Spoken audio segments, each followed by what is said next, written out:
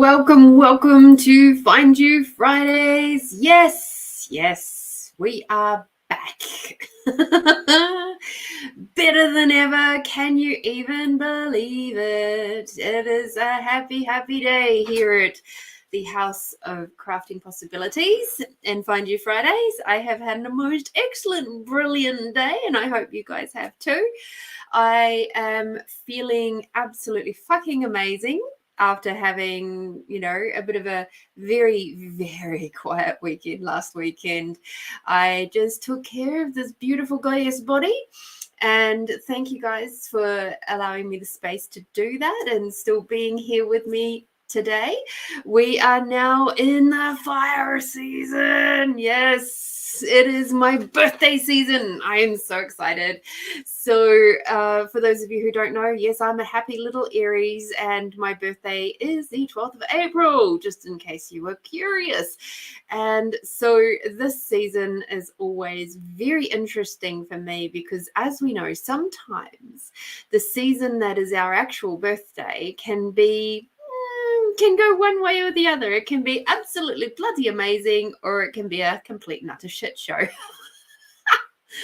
So we shall wait and see. Hi, Holly. Hi. That's your hello. That reminds me of this old English comedy show called Heidi Hi, and they used to go and do the old ding ding ding and go, and then you go Heidi Hi campers, and the campers would go hooty ho. Oh, hi Juanita, how are you? Yay! Are you just? You're an Aries too. I've got to love that fiery energy. It's really funny because my mum's actually an Aries as well. Her birthday is the day after mine. And yet it's so interesting because so many people say, you guys are complete opposite people. But that's the beauty of it. Like when you look at the attributes of an Aries, you get there's a big list, right? And it's like you can be any combination of those things. You're not necessarily all of them. And that's the beauty of it, is that, and we see it really dynamically with my mom and me, in that we are quite different, yet there are some elements that we share that are very much the same. So there we go. There you go. My first husband and I, we used to have the week of hell, because that's what we called it, because his dad's was on the 7th of April, mine was on the 12th, my mother's is on the 13th, and his mother's was on the 14th. So we'd have all 4 of our birthdays done and dusted in that 1 week. It was quite a bit of a stretch for us at that time. So I love it. Oh, I'm fully loaded up with drinks today. I have water, I have white tea, and I have Bengal spice tea. So I'm fully loaded up, ready to go. Alex said he might be having an early night, so I thought I'd best prepare. No secret or quick little tea runs in the middle.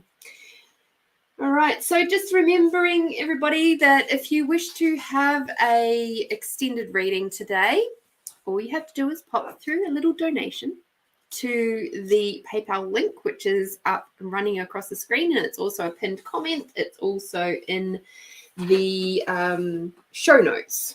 So if you'd like to have an extended reading, you are welcome to do that.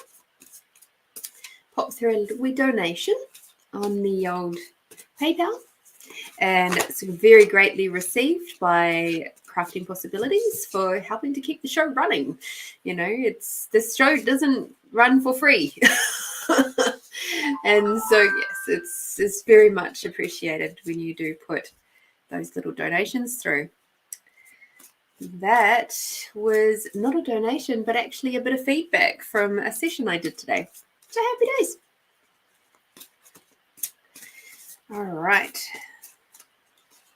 So let us have a look at the weekly reading for coming over this full moon. Oh my goodness, we've got a full moon on Monday by the looks of it. So Sunday night, Monday.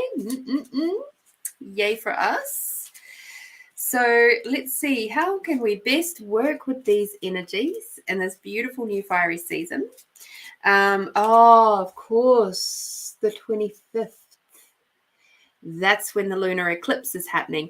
So along with being a full moon, we have a lunar eclipse coming within this week as well. So there's lots and lots of change, lots of energy.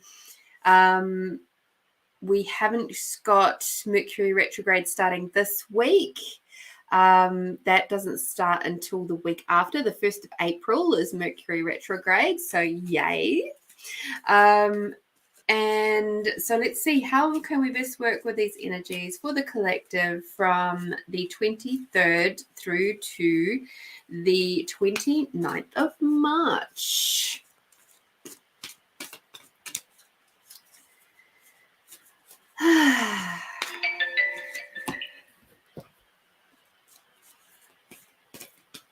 Yay, Melinda. I love you, my dear. Thank you. Might be a little bit loud in your guys' ears, so let me just turn that down a tiny touch. And I do apologize if that was a bit loud in your ears. Okay.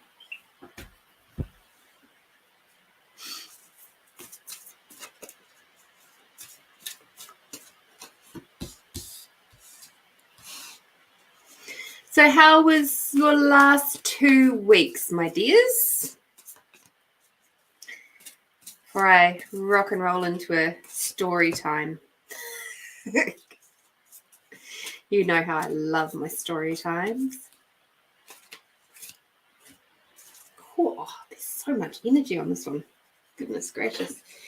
You're obviously coming into a shadow period. Oh my God, my yummy cards could come out now. Oh, but they're way down there. All right. Before I go too much further, I'm going to let you know about something that I did today.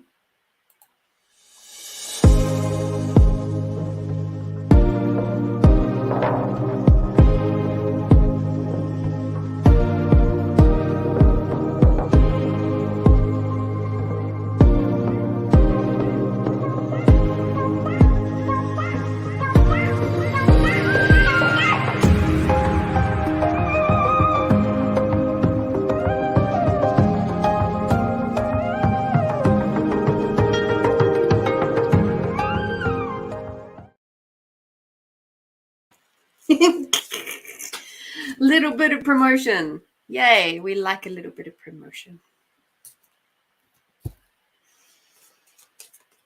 And the yummy cards are refreshed and happy to go. All right. Let us see. Oh, okay, cool. Good to know. All right. So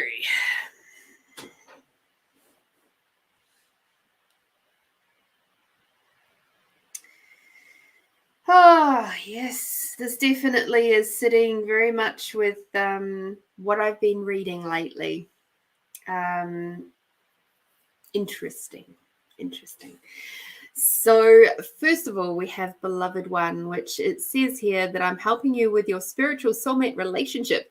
So what I'm seeing for this next week is that our relationships are going to be put to the test a little bit. There'll be stuff that's coming up that is going to see where you sit with each other.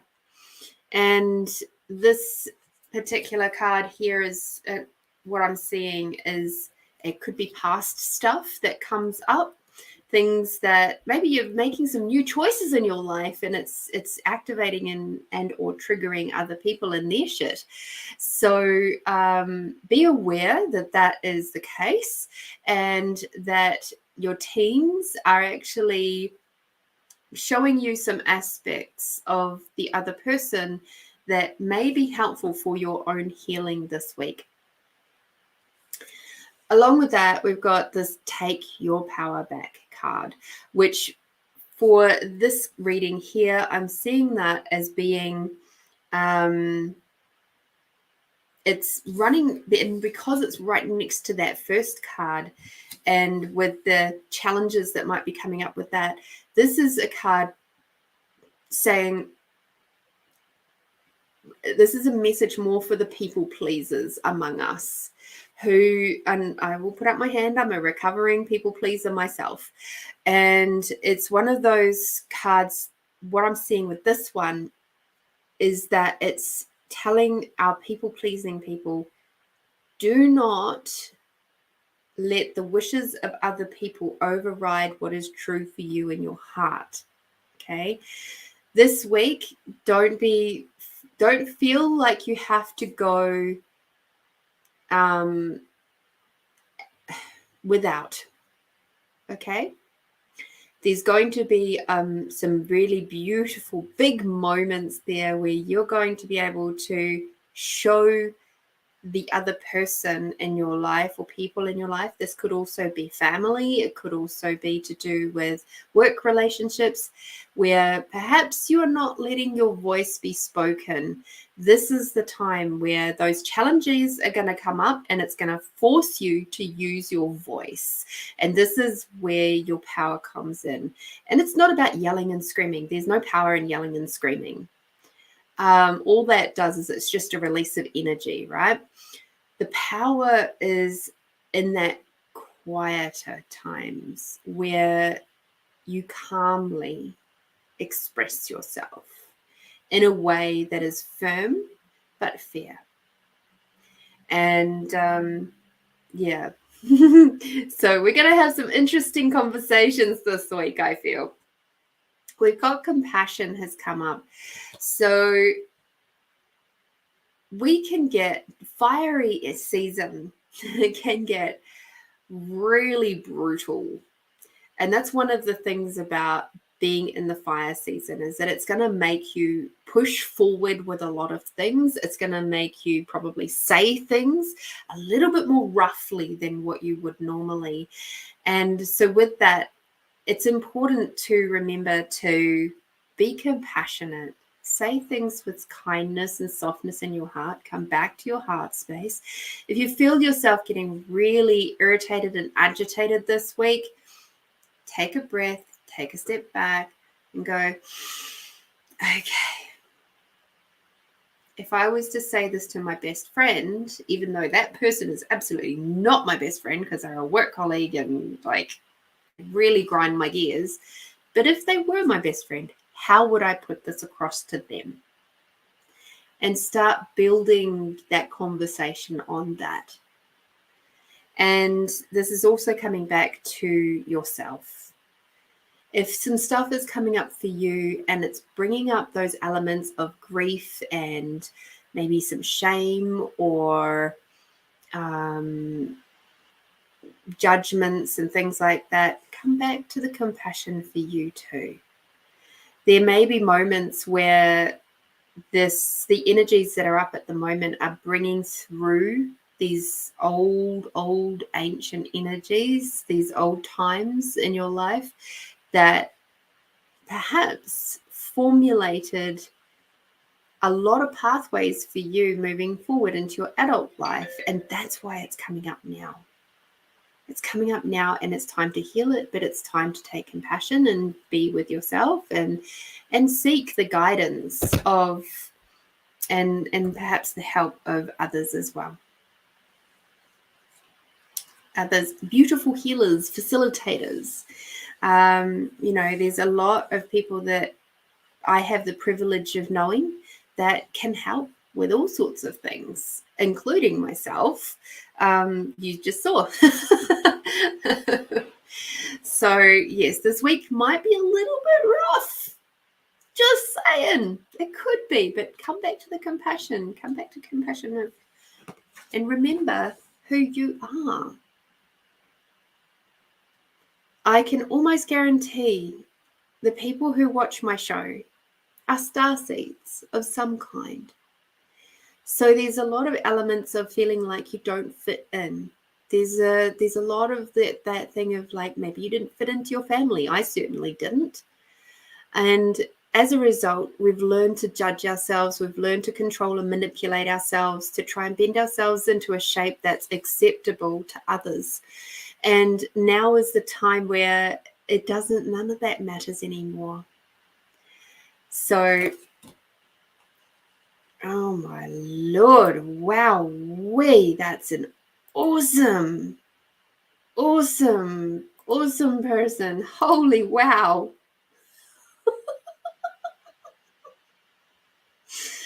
Whew. Holy guacamole. No, we do not want to see that. We wish to delete that comment. Thank you. Wow. I said almost everybody. I didn't mean that person.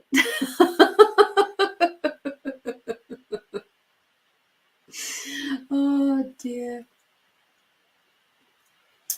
Cool. So just remember who you are. Now, the interesting thing is this card came upside down. Yeah, I know. I must be getting somewhere in the world if I'm starting to get them floating into my podcast. How lucky am I? Flattery. Woohoo! I got people trying to hack you guys. Please don't pay any attention to them. They're idiots. So this card here is actually the leadership card. And I said, oh, why are you upside down? It's like, be aware, please, of where you are blocking your leadership skills. You all have very strong leadership skills. That's part of why you're here. I attract the people who resonate the most with my energies. Quite clearly, like that one. They're leading in their own hackery world. Scammy little buggers. Doesn't mean that we're all scammers. It just means that's their skill. That's their leadership skill. So be aware over this week where you might be blocking your own leadership skills. And if you find that you're in a group situation or even at home and that level of irritation comes up where you feel like you're not being listened to or honored or respected or all those sorts of keywords, if that floats through your head at any time this week, reflect back and go, okay, where am I not honoring me? Where am I not allowing my voice to be heard? Where am I not allowing me to shine and be the leader that I truly be? And then you can go back into Ho'oponopono if you choose. And you can go everywhere in my life that I'm doing that to me, I'm sorry. Please forgive me. I love you. Thank you. And then you can keep repeating that over and over again. Hi, Angelina. All right. So now we have, our yummy cards are back. So happy. They went on vacation too, apparently.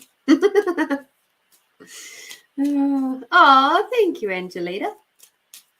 I hope you're doing well. Snowy over there. So this week is going to be about support. So be aware of where, like those moments when you're feeling alone and lonely, that'll be the really key moment where you can go, oh, I'm after some support. And have a look at your friend circle. Who can you reach out to have a bit of a chat? You know, who haven't you spoken to for a while because you feel like you're a burden? What if your friend is going through something really similar to what you are? Hi, Julie. And as a result of you going and speaking your heart with them, maybe they can feel, oh, yay, I'm not alone out there. And they can speak their heart to you too. Okay. That's something that quite often happens with me and one of my dearest friends in Canada. We share messages all the time over Telegram, and we do voice messages. So basically, we're allowing the other person X amount of minutes, whatever that is, it takes, and they just speak what's going on in their mind, and I get to speak what's going on in my mind, and we're in my heart, and it can be anything and everything. It can be the good, the bad, the ugly, and the awesome. But quite often what will happen is that they'll say something which will bring something up for me, and then I'll go, oh, and I'll reflect on that, and that'll be like, oh, I have more to say about that in a little bit.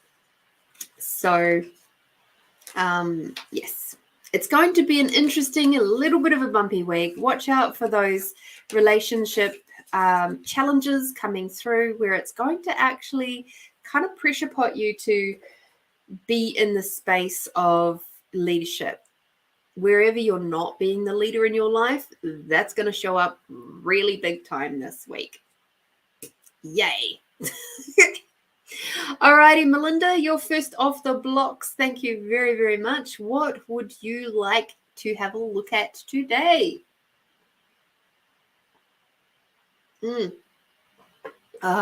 Lovely. So while Melinda's putting her question up, let's have a look and see which cards wish to come and play with her. Oh, dear. Oh, the candle that is over there is one that I have unpacked today. It's been in the pod for coming up 8 months. And yeah, actually, it would be about 8 months today. It's English Rose, but I think it's a bit strong. It's making me go, oh. So I might have to turn it out in a minute because it's getting a bit much. The one that's down over there, which you can't really see at the moment, that one there is just a plain one, doesn't have any scent. So, but that one's got a really cool candle holder, so I might actually switch them over and. Come on, team. Who would you like to play with?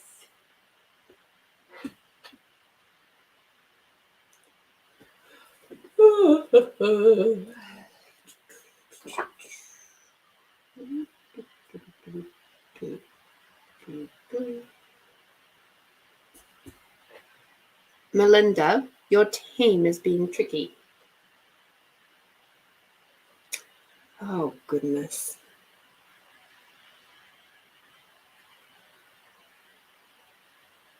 Who is it? Which one is it that you're after?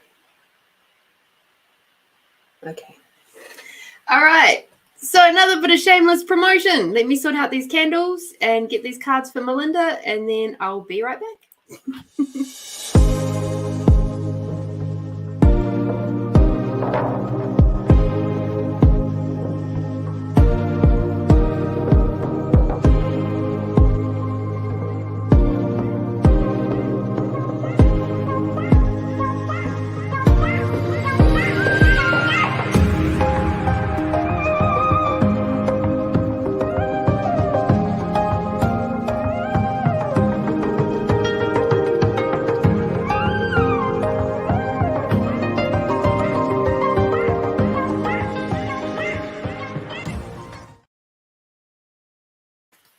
There we go.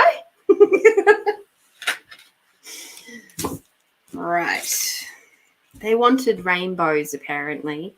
And the side of these cards have rainbows. I have not played with these cards, so we're going to have to give them a bit of a shuffle, I'm afraid.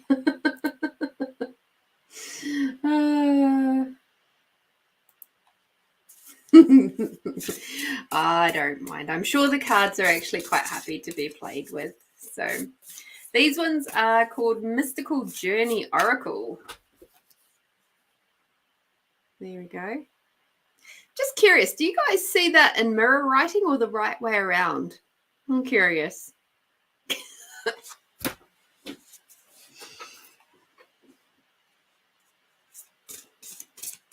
I love rainbows too. Very much. In fact, oh, cool. Fantastic. Good to know. Because for me, I have my camera mirrored, so I know which way things are. Like which hand is going up.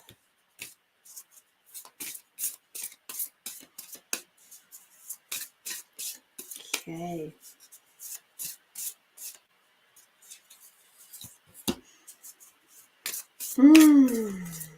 Oh, that English rose, seriously. It's a beautiful candle. Very potent though. And I actually got it for my 40th birthday from a fellow Kiwi here in Adelaide that I met a couple of years before that. Super lovely lady. Fantastic photographer and artist, seriously. All right.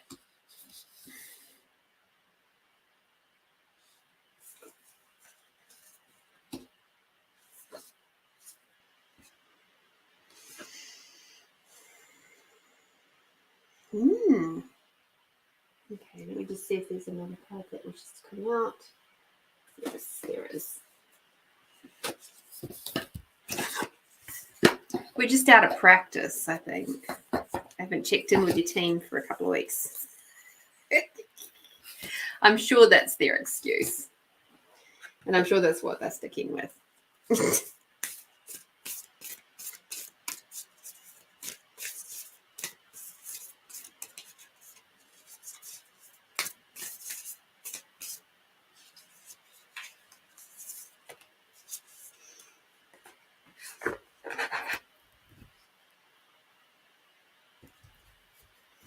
Oh my goodness. All right. Cool. Let us move into this reading. It's a very interesting reading. There is a lot of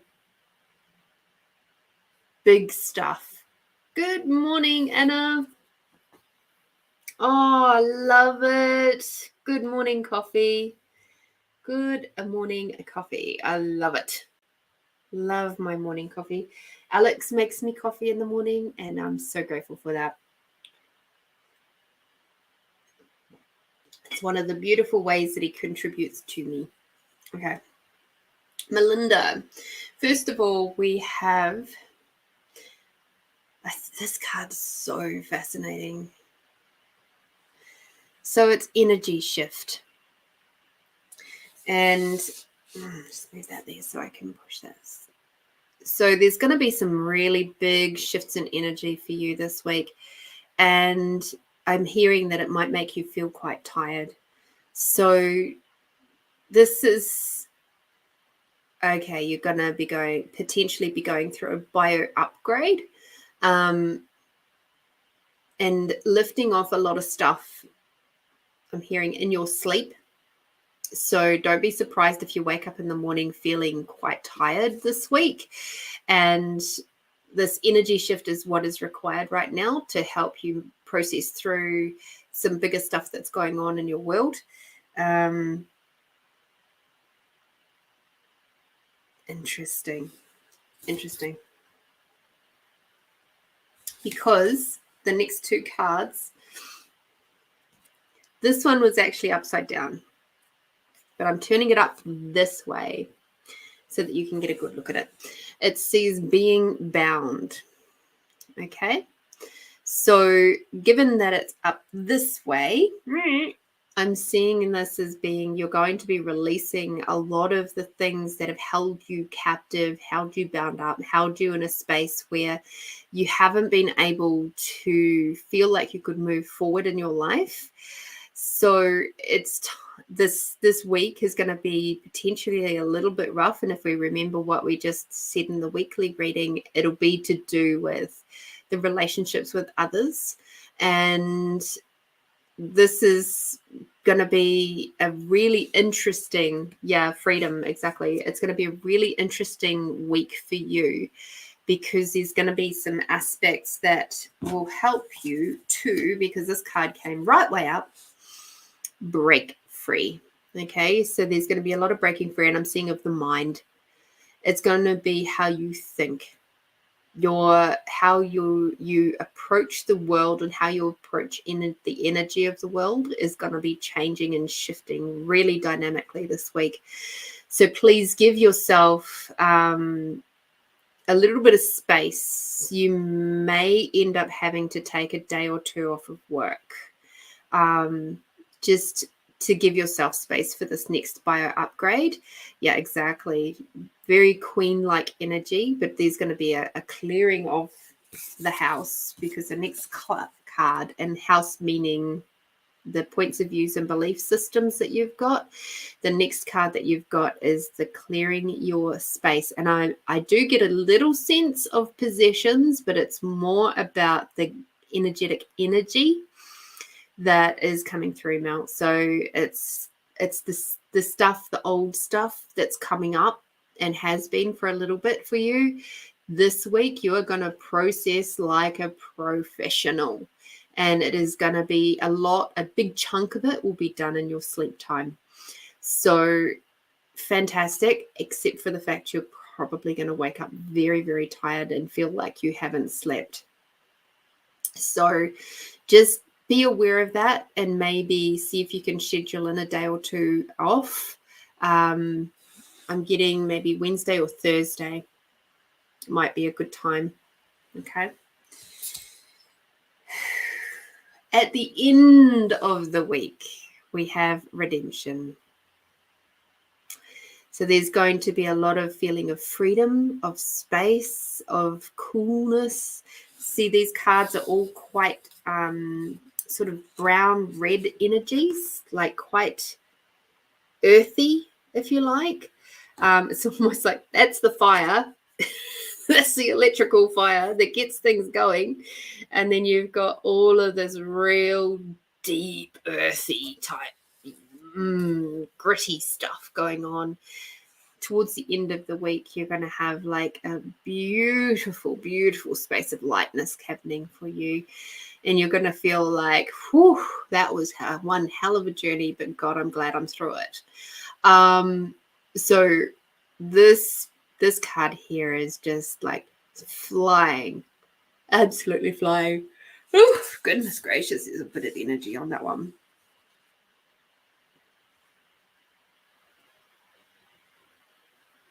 Okay. I wonder if I can even say her name.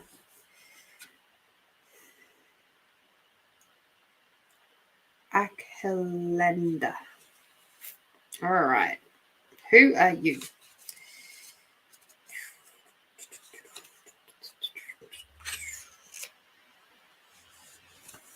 So this week, I think you've got the Divine Feminine Oracle. I think you have. So Adelaide, okay, she is the goddess of never not broken.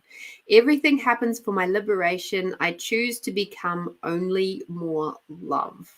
Okay, so she is the goddess that is asking to help guide you through this week, and call on her when you're going through the space.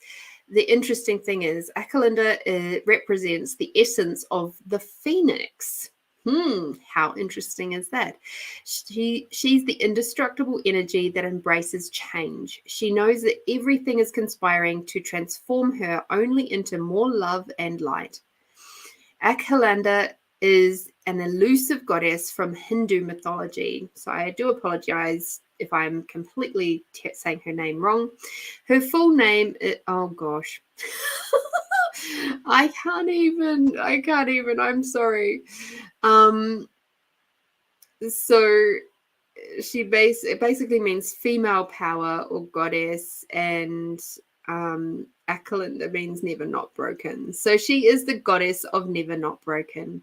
She can never be broken because she always is. She is the embodiment of what we try to avoid, the disillusion of our ego's identity. Her power is unparalleled. She resonates the power, potent light and joy. That's the goal of change, transformation, or pain. There is very little written about her. She is meant to be known through experience. There we go. She is an intimate interior goddess that we meet when we are in the darkest moments of grief and heartbreak. Okay.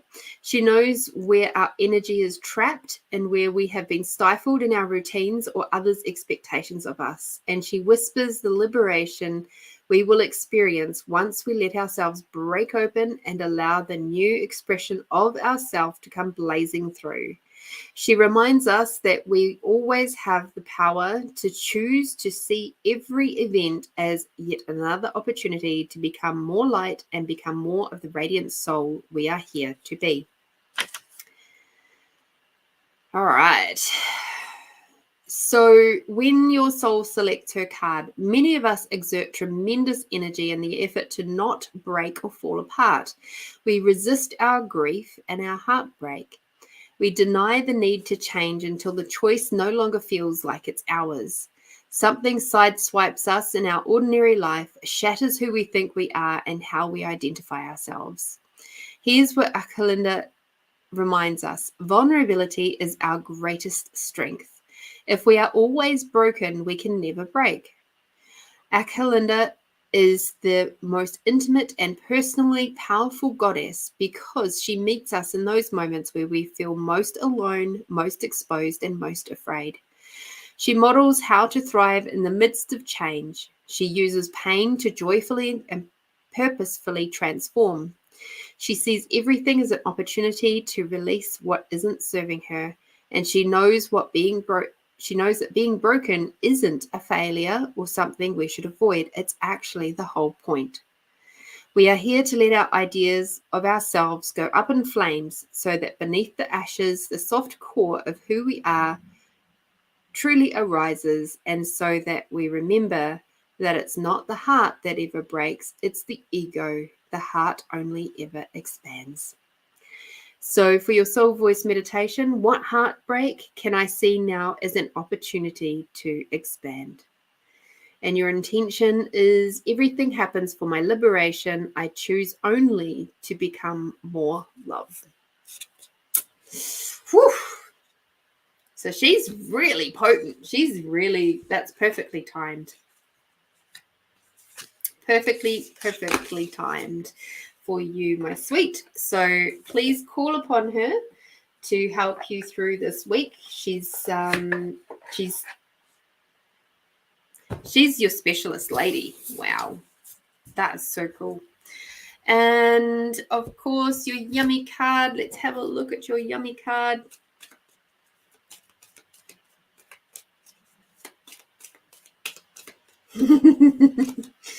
Loving the love.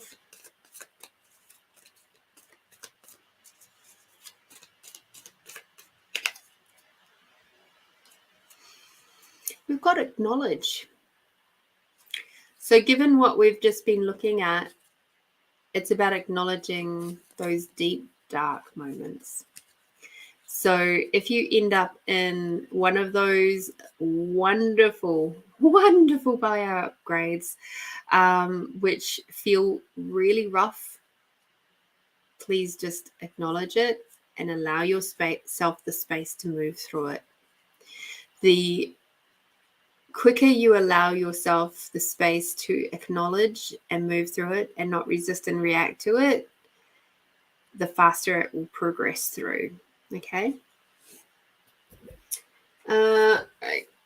Okay. Her name is spelled. I'll put it in the comments to make it a bit easier.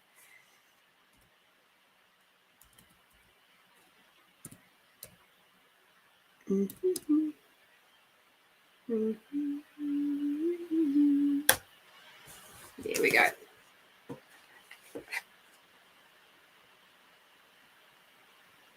Yeah.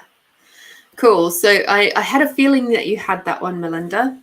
To definitely bring her through and let her help you. Okay. She will give you the comfort and support that you require to assist you through that one. If you recall, many months ago, coming up to nearly a year ago, funnily enough, I ended up with Hestia as my guide through that particular bio upgrade. And she's the goddess of the hearth and home. And she helped me process through some elements of abandonment and rejection. So they're potent at what they do. It may not always show up like you think it will, but it can. Oh dear. All right. So Christine, I saw your question further up, so I shall run back up there. Okay. I have to get a root canal. Didn't trust the first referral and had to do research in Gainesville, Florida. Dr. Glenn, a professor at College of Dentistry, and has his own practice. Scared. Okay. Is the dentist for the root canal of mine a better fit?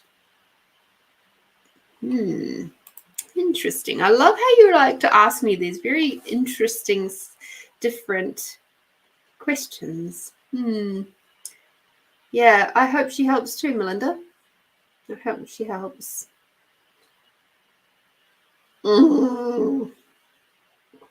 Bengal spice tea. Oh my god. How I have missed thee. All right. So let me have a look.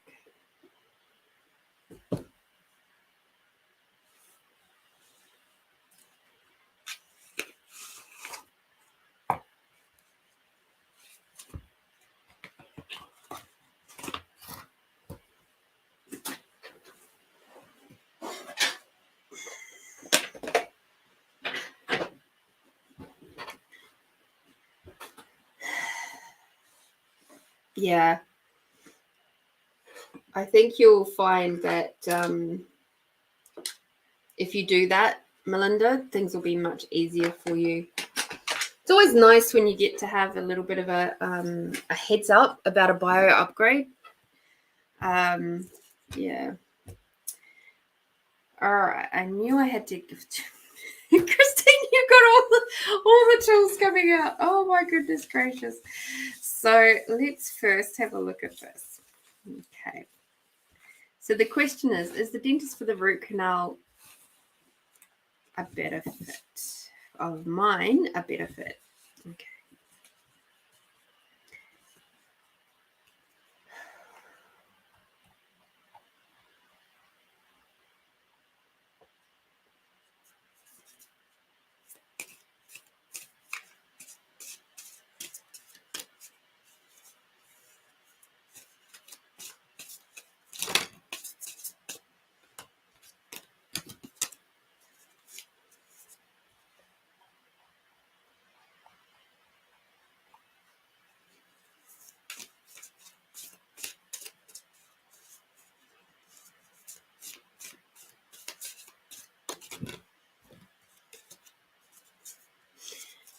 Christine, can you please pop in the chat the name of the dentist that you're considering?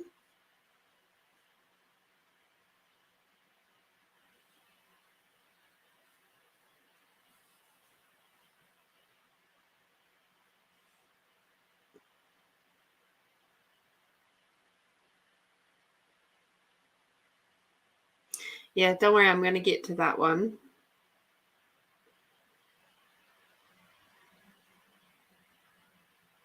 Okay, thank you. So Dr. Glenn.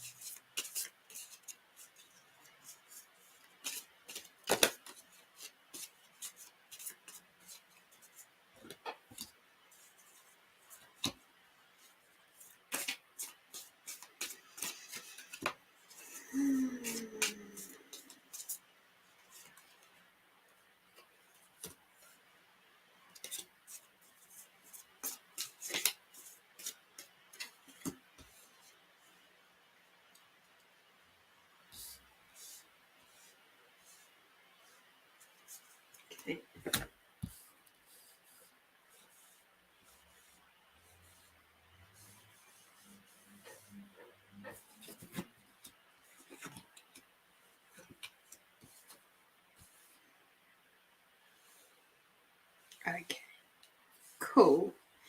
So let us have a look at a couple of things. Let me just check one more thing.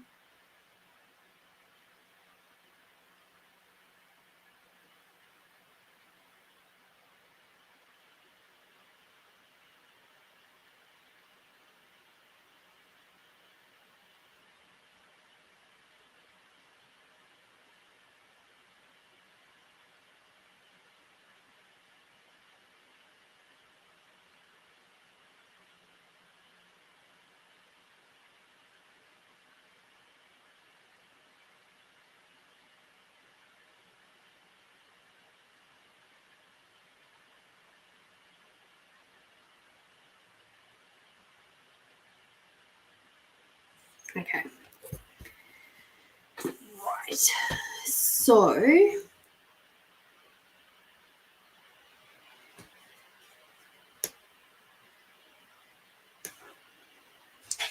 teeth.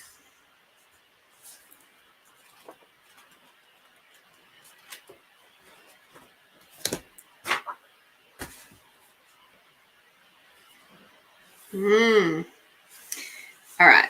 So according to Ina Segal, that's this beautiful book here, The Secret Language of Your Body by Ina Segal. Have a listen to these things. So teeth are about holding on to shame, guilt, fear, anger, blame, or bitterness. Any one or all of those. Difficulty in making empowering decisions, self-neglect, unresolved childhood issues, and frequent self-sabotage, feeling overwhelmed and stressed, frustrated about your inability to express yourself clearly.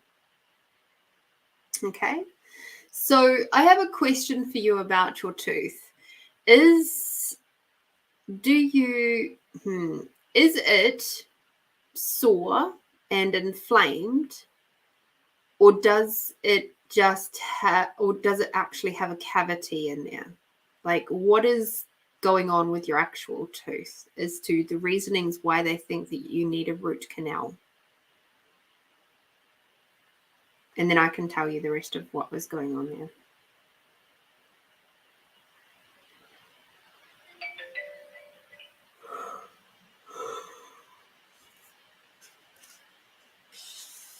Oh, Angelita, thank you, my sweet.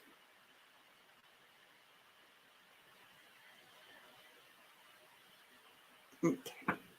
So the sensitivity to cold and the nerve appeared dead on the x-ray.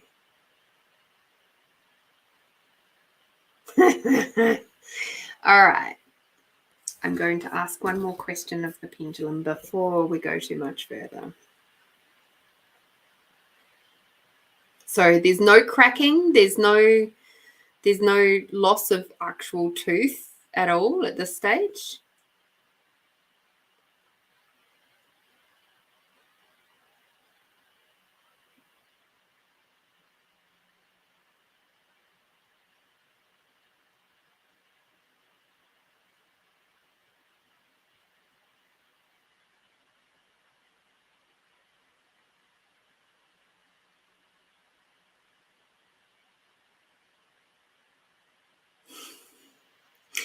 Okay.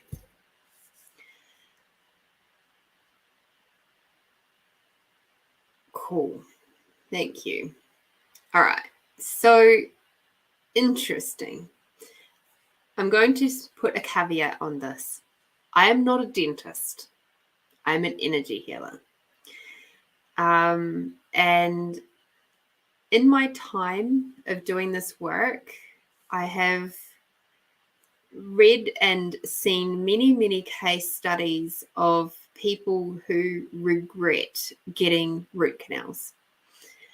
And they stepped into the energy healing world and found out that there's a lot of stuff that goes on with the body that is energy related and doesn't have to be cut out.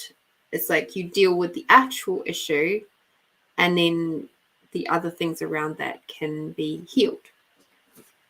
So I'm going to say this with lots of love and from a space of you can choose for yourself what works for you. If it feels lighter to you to go and see Dr. Glenn, do that.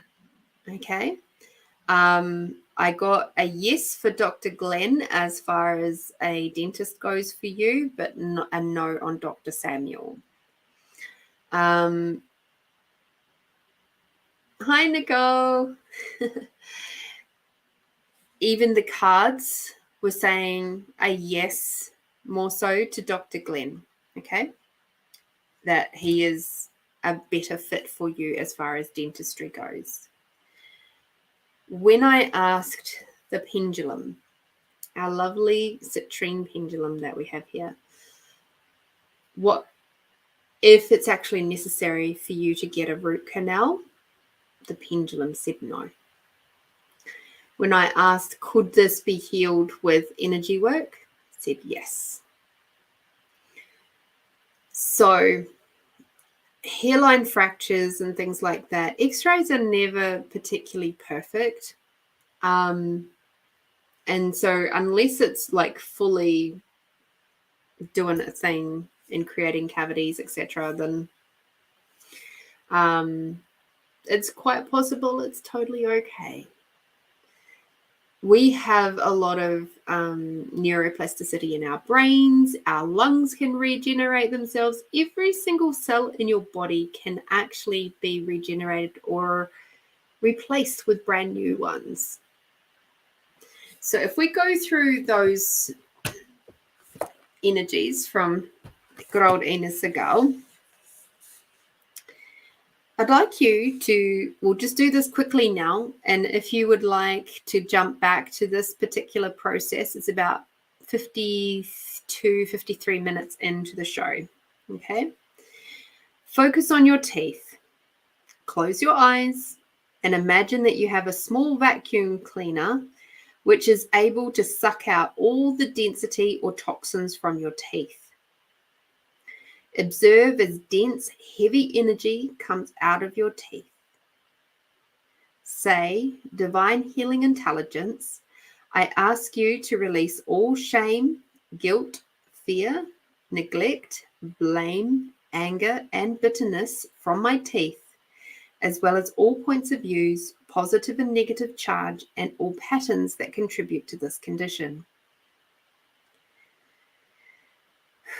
And then she uses the word clear. So then you just say clear, clear, clear, clear until you feel the energy shift. For me,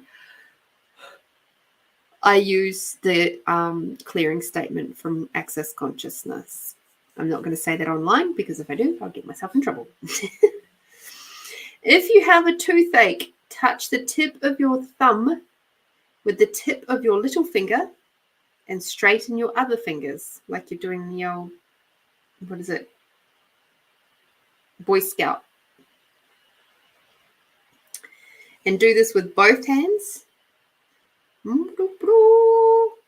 Okay, for 10 to 15 minutes to feel relief. That's if you've got toothache. All right.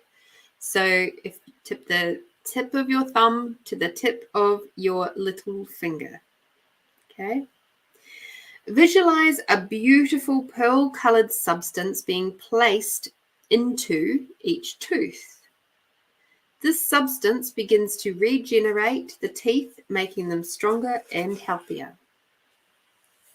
We say, Divine Healing Intelligence, please help me to listen to my own wisdom and make healing, empowering, and excellent decisions, which will allow me to experience a more fulfilling life. Thank you, thank you, thank you.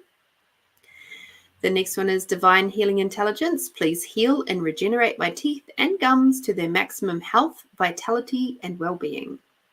The other thing that just popped into my head is to have a look around for a practitioner that does TMJ massage. TMJ massage will have them with gloves on, and they will go into your mouth and they will massage all of your gums and your jawline all the way down, right along and right up and up along the top as well. So your TMJ is this particular part of the jawbone and up into your, where it joins up here and near your temple. And especially if you're a jaw clencher or a teeth grinder, a TMJ massage will give you so much relief and take the pressure off of all those muscles that are holding everything so tight. Because when we clench our jaw and stress, and quite often I used to do that at night, I wouldn't grind my teeth, but I would clench them. And if I was super duper stressed, that's how that would show up in my world. And so I would wake up in the morning with really, really tender gums and not know why they were so tender. It's like, what have I been doing? I haven't been eating in my sleep or anything. I haven't got something stuck up there or whatever. But there you go. So before, I'm not going to tell you not to go and do the dentist thing. What I'm going to encourage, and what your team is encouraging, is do some natural stuff first. Okay, so go and do, see if you can find somebody who does TMJ massage, and also run through that particular clearing from Ina Segal a few more times. Okay, let's see how many times. So we're getting morning and night. No, just once a day. They're saying once a day. For how long? And I'm getting 21 days. Okay, once a day for 21 days. Can she speed it up? No. Okay. So there we go. I was like, what if she does it twice a day? Can she get away with like 14 days? All right.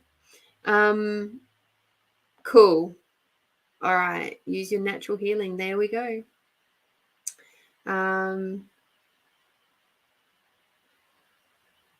Yeah, exactly. Massage is great for the pain in your jaw.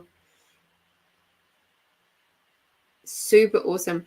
What I noticed when I had a mini TMJ massage is that suddenly, instead of my teeth in their natural position being together, it was like my mouth actually naturally wanted to be just a little bit apart, and it felt really weird because I hadn't been like that for such a very, very long time. So there we go, my love. There we go. Alrighty, Angelita, my love. You're amazing, and thank you so, so, so much. What is your question? Oh, sorry, Christine, I've got your yummy card. We're so out of habit. So, yeah, Angelita, if you'd like to put your question in the chat while I'm just grabbing this last card for Christine.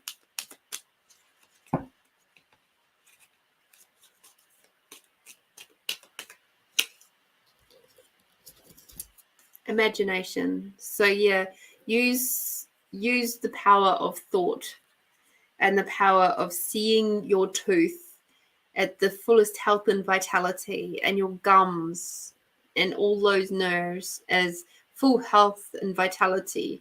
Use that tool and you'll be right. Okay.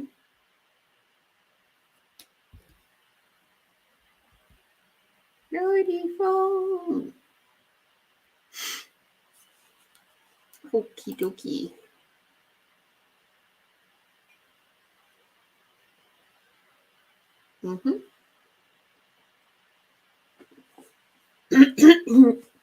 Oh no, I went down the wrong hole.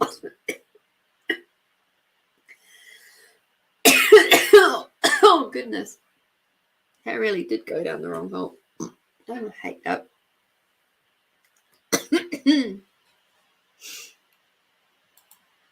All right.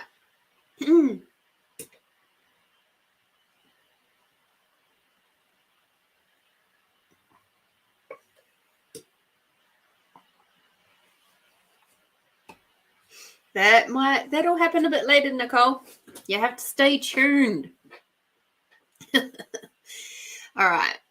Curious about my future in massage therapy. Will I work for a company or a private practice? Smaller. Interesting.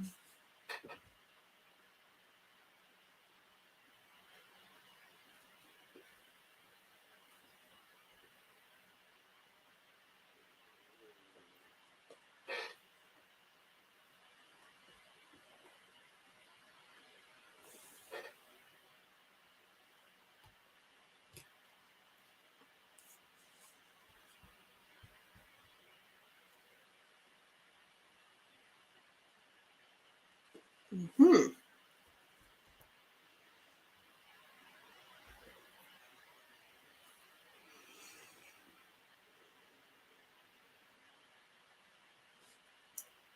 Oh, your team, Angelita. I'm making my ears hot.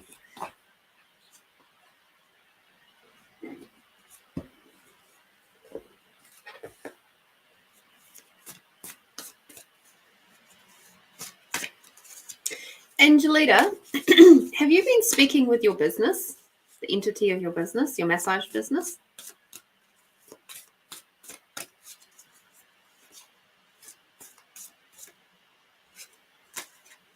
God, bloody hell.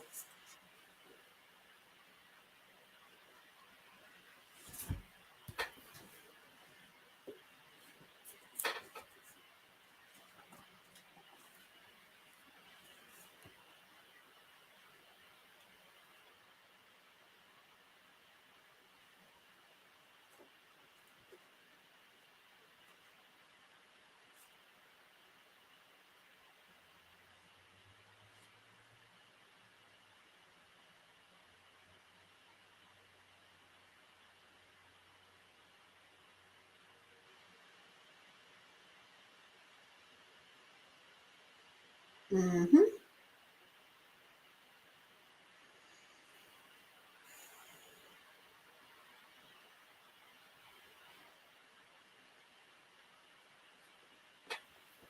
Yep. Okay, cool.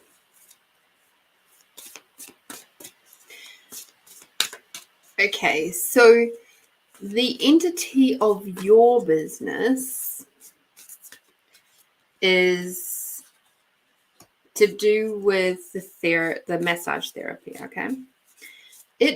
Whether it's small or big, whether it's just you work out of home or whether you go to people's places like work places, or whether you function inside someone else's business,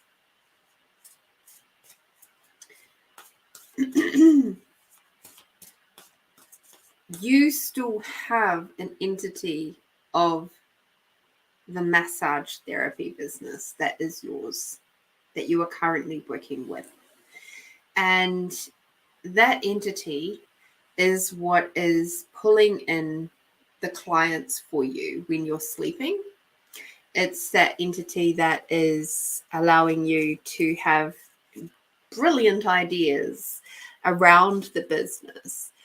And when we see business as it's us and only us, the business itself is not being honored. Okay.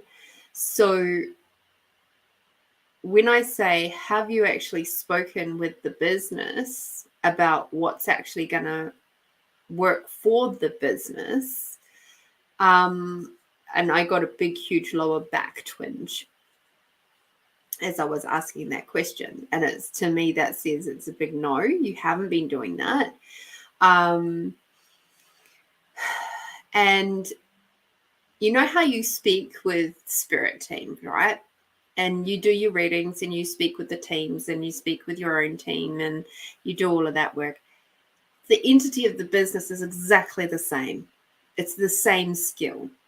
It's just that the entity of the business is one entity. It's not a team. And that entity is purely focused on what is going to create the most for that business. So it's kind of like you've got a whole nother co-creator with you, but it's in the etheric world. So having those conversations with them is really amazing. So basically, you are not the business and the business is not you. You are the landing spot for the energy of that business. But if you died, that business wouldn't actually die. The energy of that business wouldn't die. The energy of that business would just float off and land somewhere else with someone else. Okay? And they'll think that they've got the bloody brilliant idea of being a massage therapist. But it's just this particular energy is landing on the most beautiful, amazing, and aligned people with that particular energy. Okay? And that's why I'm asking, have you actually spoken with the business? Have you asked it what will work for it? Because if you do that, I think you'll find that your answers and the clarity that you're seeking will be so much easier. That the business that you're working with right now, it might love to be working with another business. It might really, really enjoy that co-creation. But if you don't ask it, you're not going to know. Okay. And it's one of the ways that we can be a little bit narcissistic with our businesses is if we don't have those conversations, because what we're doing is we are telling it what to do.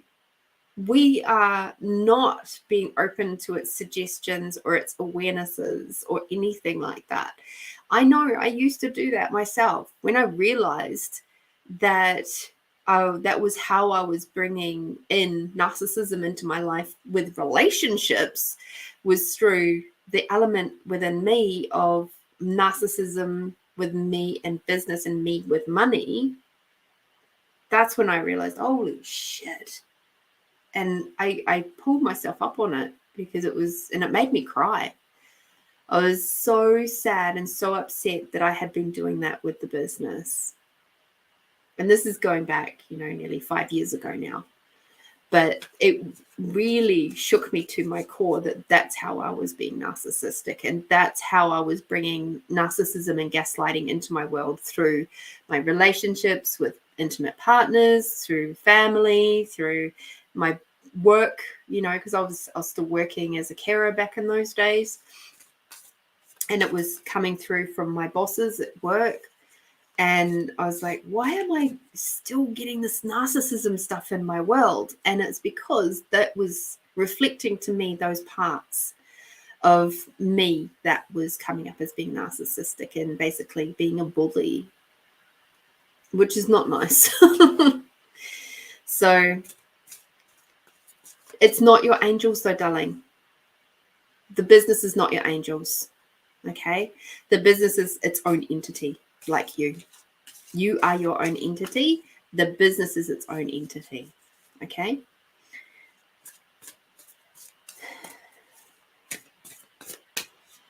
So you have to do a bit of a check-in, and in your meditation time, ask for the business entity to reveal itself to you. And I don't mean like in a flasher form. I know the business is a bit too prim and proper for that.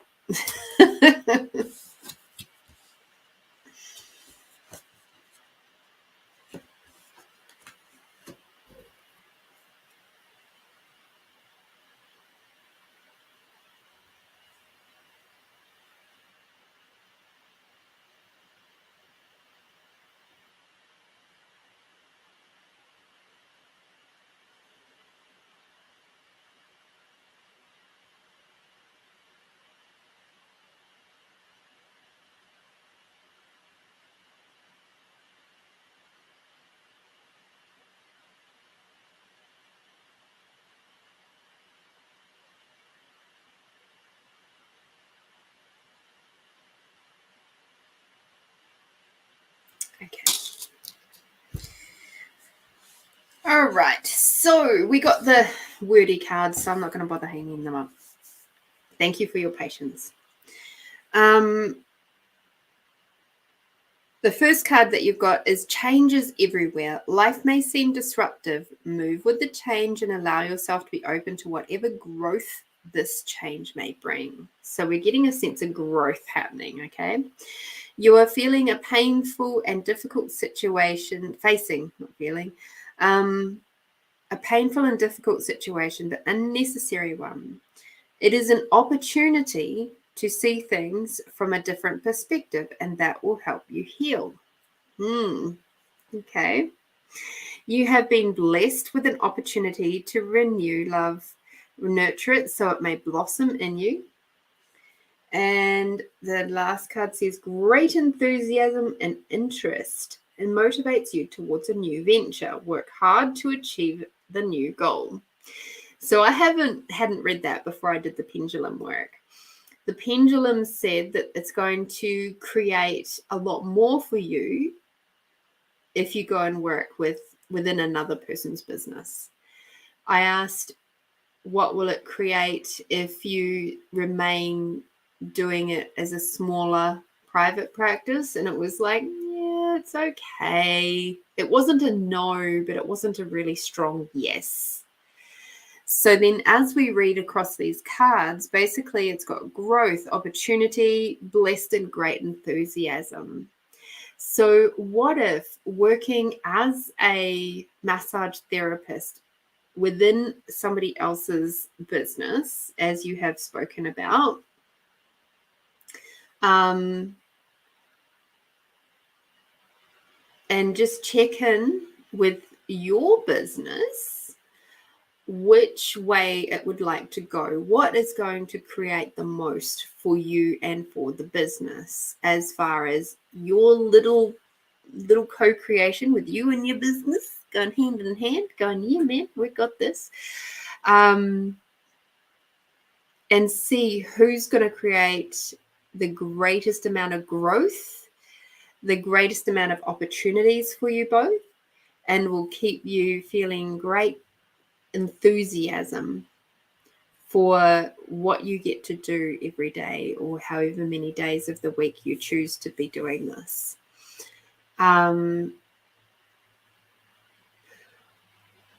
Yes. Within that, I'm also getting a sense of if you're working within another person's business, what you'll start to see is how it's possible to do the massage therapy stuff on a larger scale. So you'll kind of be in a little bit of a really awesome position for growth with yourself and with the business. It's kind of like a training school is what I'm seeing. It's going to be a nice on-the-job training moment for you to see how all of that works. And having practitioners working with you and alongside of you, or maybe you get to a point where you don't really wish to do the massage therapy side anymore, but like the hands-on stuff, and you're happy to do the administration stuff. But now you'll see how to work with practitioners and how to bring them in and all that sort of stuff. There seems to be a lot of lightness, but there's also a lot of fear. So that's when I was looking up in the book before, the lower back twinge, there is a lot of stuff around like fear of the unknown and just not being sure of which way to step and the clarity and all of that sort of stuff. So it's like, just don't get too wound up on what you don't know. You don't know what you don't know. So just go with what you do know. Go with your lightness. Go with your intuition. And just see what happens. What have you got to lose? Nothing really. If it all goes to shit and it doesn't work out in the bigger company, you can go back to doing your private, smaller practice. There's no harm in that. Okay? Let's have a look at your yummy card.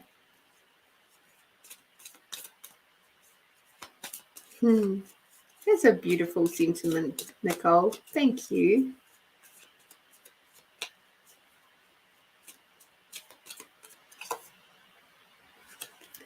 And come back to the gratitude. Come back to gratitude with the business. Come back to gratitude with yourself.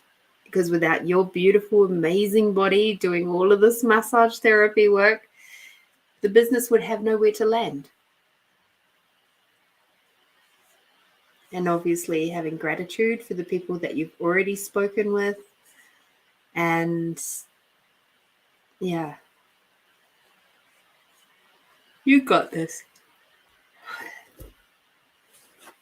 It certainly feels as though there's going to be a nice little shift for you in the direction of working alongside another business owner. Maybe that's even something you could consider. But I'm getting a more established business is the one.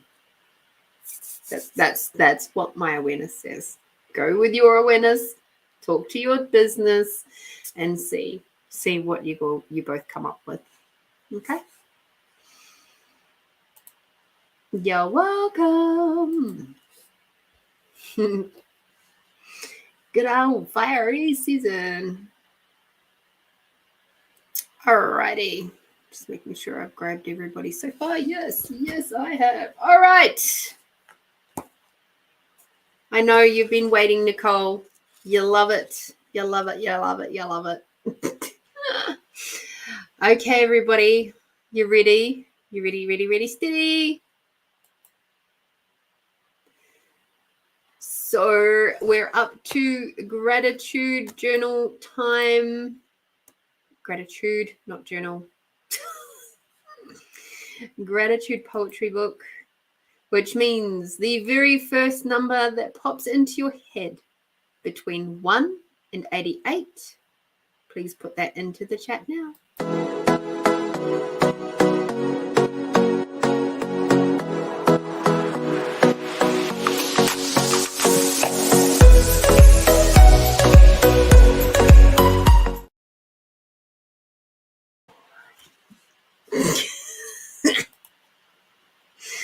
Alrighty. Good work, people. Ooh, interesting. And remember, it's just the one. Okay, Nicole, you're up first.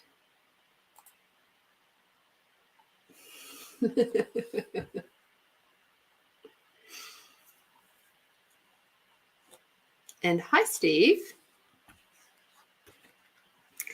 24.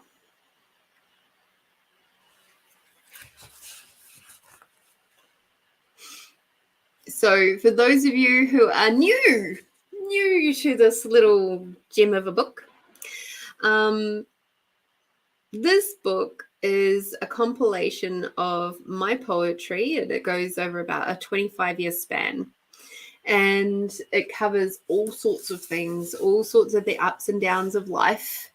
And there's some really beautiful stuff in there. There's some really dark stuff in there.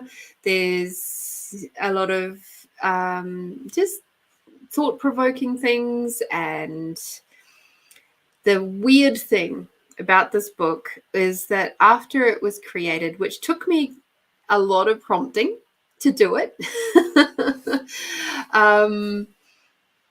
it created itself. This book is an entity of its own. It actually has an entity in the cover.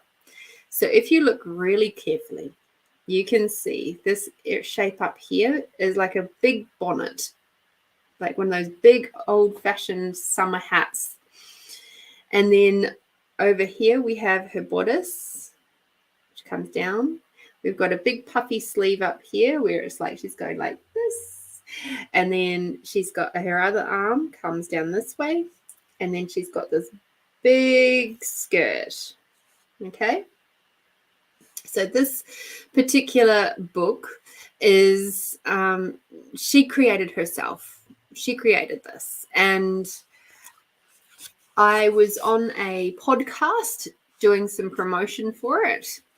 And unfortunately, that episode has disappeared. The lady who did that is no longer doing her podcast. And I wish I had known that she was going to be taking her shows away, because I would have downloaded it or something, but I was unable to. And in that show is when I realized that this particular poetry book is an intuitive poetry book, which is why I say it's the first number that pops into your head, not your favorite number.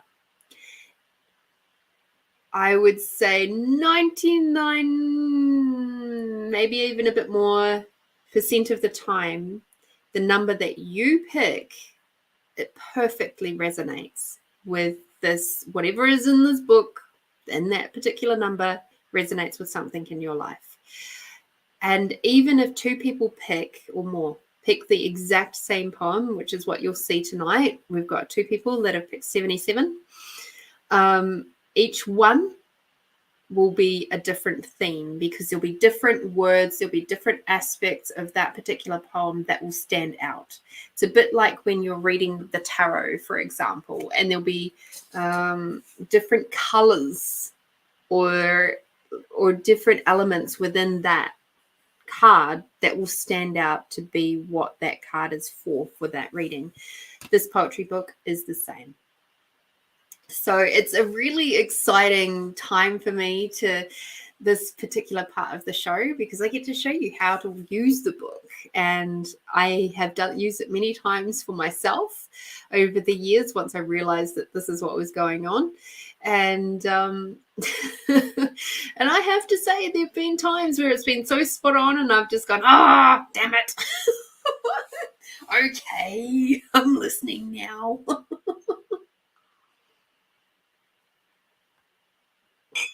All right. So if you would like to know where to get it from, I will give you the link to my website so you can go and find it. All right. There we go. So, Nicole, as we move into Nicole's poem, The Entanglement. As I get tangled deeper into the web of love, the overwhelming feeling of sadness covers me. I need you to be near. I cry these tears, and although they are in sadness, they are for the love that I feel for you. Sometimes you question if I really do love you. These tears aren't fake, and neither are my words. This web which is being woven around my heart is especially for you and me, and no matter how far apart we are, I know that we'll be thinking of each other in that special way that only a couple can.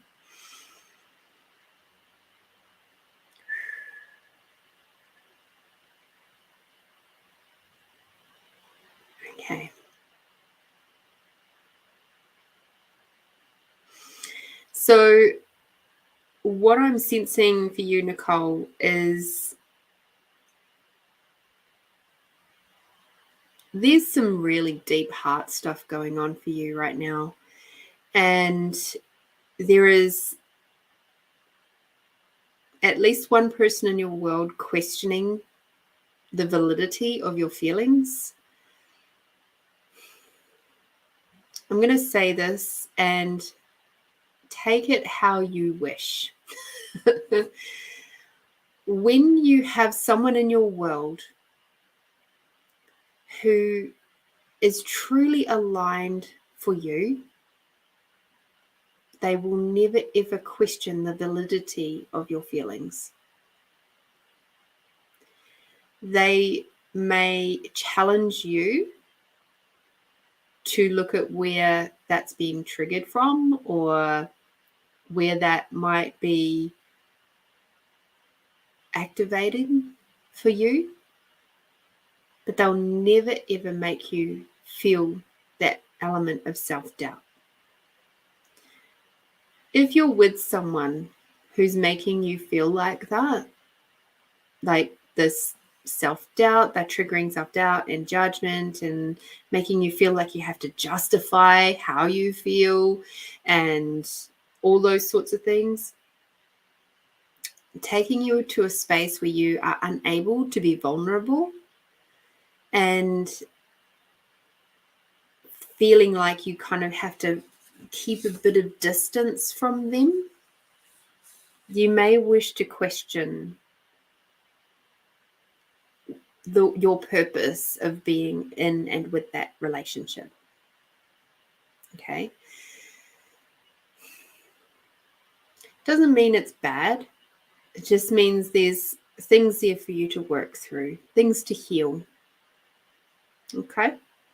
So every relationship we have in this world, whether it be intimate, whether it be with the people that we work with, whether it be like family, right down to even those micro relationships that we have with the people at the shops or the bank or whoever you speak to the most outside of family, work, and relationship and friends. Those micro relationships, however that works out for you. Every single relationship that you have is a reflection of who you be. So if you're somebody who is constantly feeling angry about this person cut me off and that person did me wrong and this person did this to me and, you know, putting the blame on other people all the time, got to come back to looking at, okay, well, where am I cutting off myself? Where am I harming me?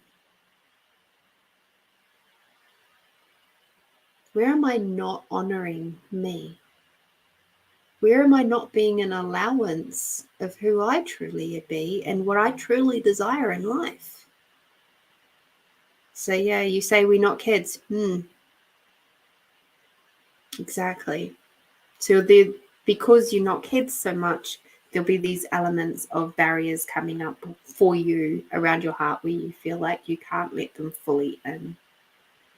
Okay. So do some self-healing work and relationship healing work, and that's going to take you a little while, but I highly encourage you to do that. Okay.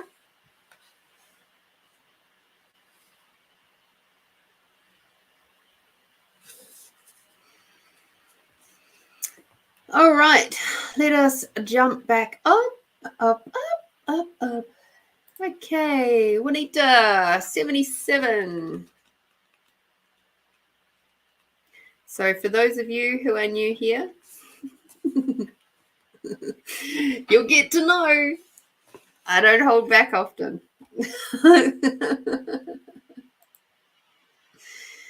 All right. Yes, you do require to look after yourself, Nicole. Definitely you do. Don't look after yourself, who's going to look after you properly? Because if you're not looking after yourself, you're not honoring yourself, you're not trusting yourself to make great choices for you, to be able to listen to your body, to be able to listen to your intuition, to be able to choose the things that are really going to create the most in your life. Okay. Juanita, 77. Patience, my girl. If he is supposed to be yours, then he will be. You've made the connection over distance already. He loves you with all of his heart, soul, and body. He will do almost anything to talk and be with you, so he has some things he needs to sort. You know this year is about patience. This is another instance, another lesson. Breathe. Feel the love and the warmth because it is true. Trust it. Trust in yourself. Trust what has been said before is true. Oh dear. So the thing that makes me laugh often at the bottom of these poems is that I'm old And when I was young, we used to have things called CDs and tapes. Obviously, the tapes came before the CDs. And in these tapes, you would get the insert out and you would be able to read the lyrics. Who else remembers that? Who's old enough? Anyway, when I was going through and, writing these poems out, the image of that came into my mind. And I remember thinking, when I was reading these lyrics, I wonder what was at the bottom, like as in what was the person who was the songwriter, what were they thinking? What were they experiencing at the time that they wrote that song? What is it about? What is that song truly about? And so at the bottom of each poem, there's actually, I'm not sure if you can see it, there's actually a little blurb at the bottom of each poem to tell you a little bit about what was going on in my world at that time.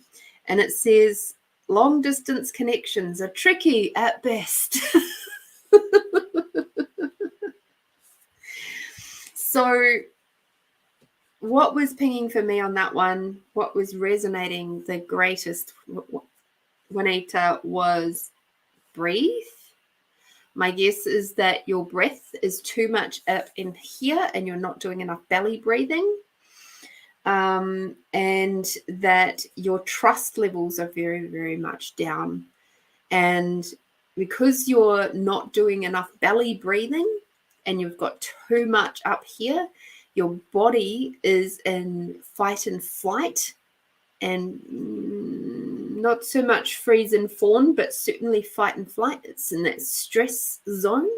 And so your brain goes, whoa, we're stressed, let's release some cortisol.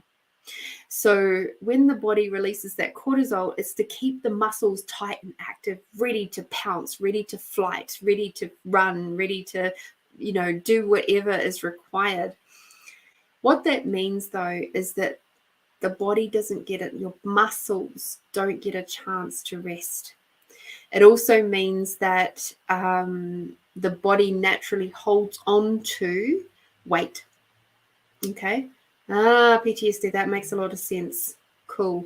Your body will hold on to all possible resources, including fat. And fat is an energy stores, right? So I'm not sure if you're somebody who struggles with weight, but when we are high breathing all the time, we're not allowing the body a chance to relax. And that's where breath is so, so, so important.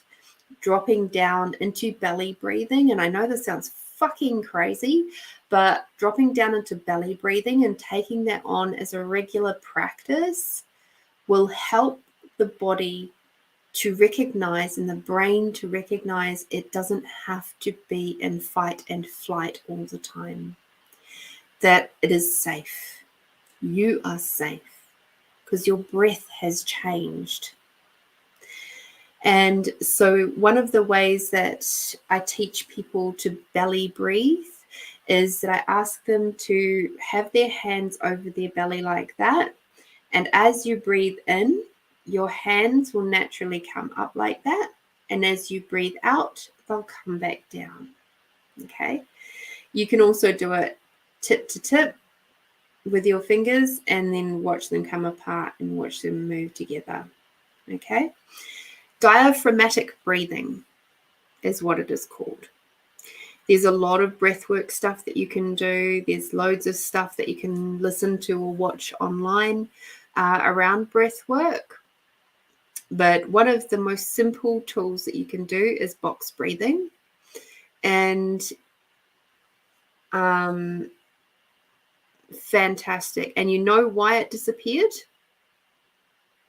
Because you allowed your body to release your dopamine. The dopamine is your happy, feel-good hormone. Your cortisol is your get up, get ready to go hormone, your stress hormone. And when you do breath work, when you've got something like asthma is a stress response. Your body's under stress, it'll create asthma. If you teach your body to not be stressed, the asthma will decrease. Okay, so that's why that worked. You've released your own personal supply of dopamine. Yay!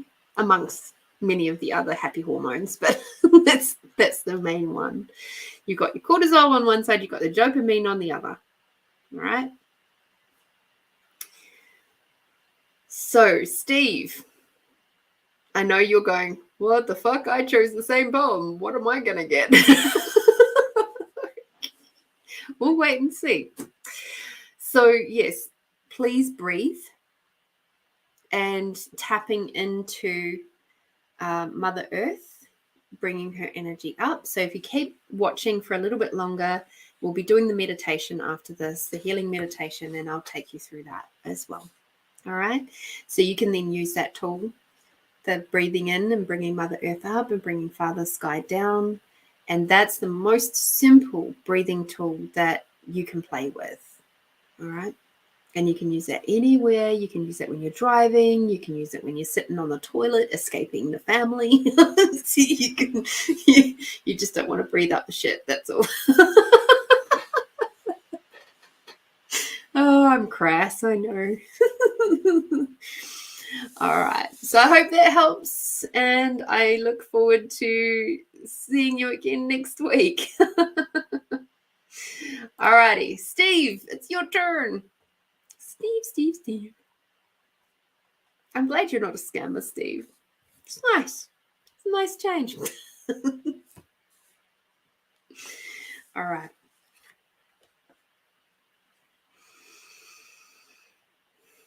Just allowing Steve's team to step in.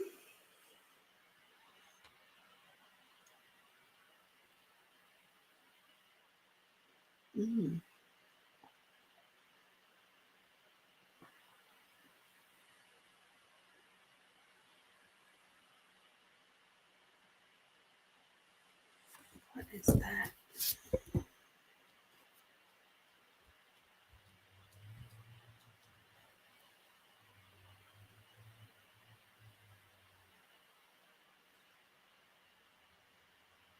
Okay.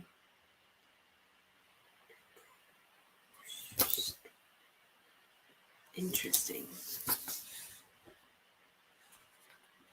So, Steve, I'm getting a sense there's something funky happening with your liver.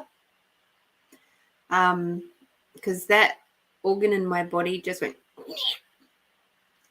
So that might be something you'd like to have a look at and see what is going on with that for you.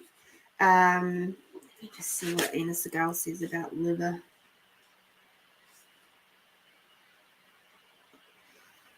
It's like it's right back there underneath, like those lower ribs on my right hand side.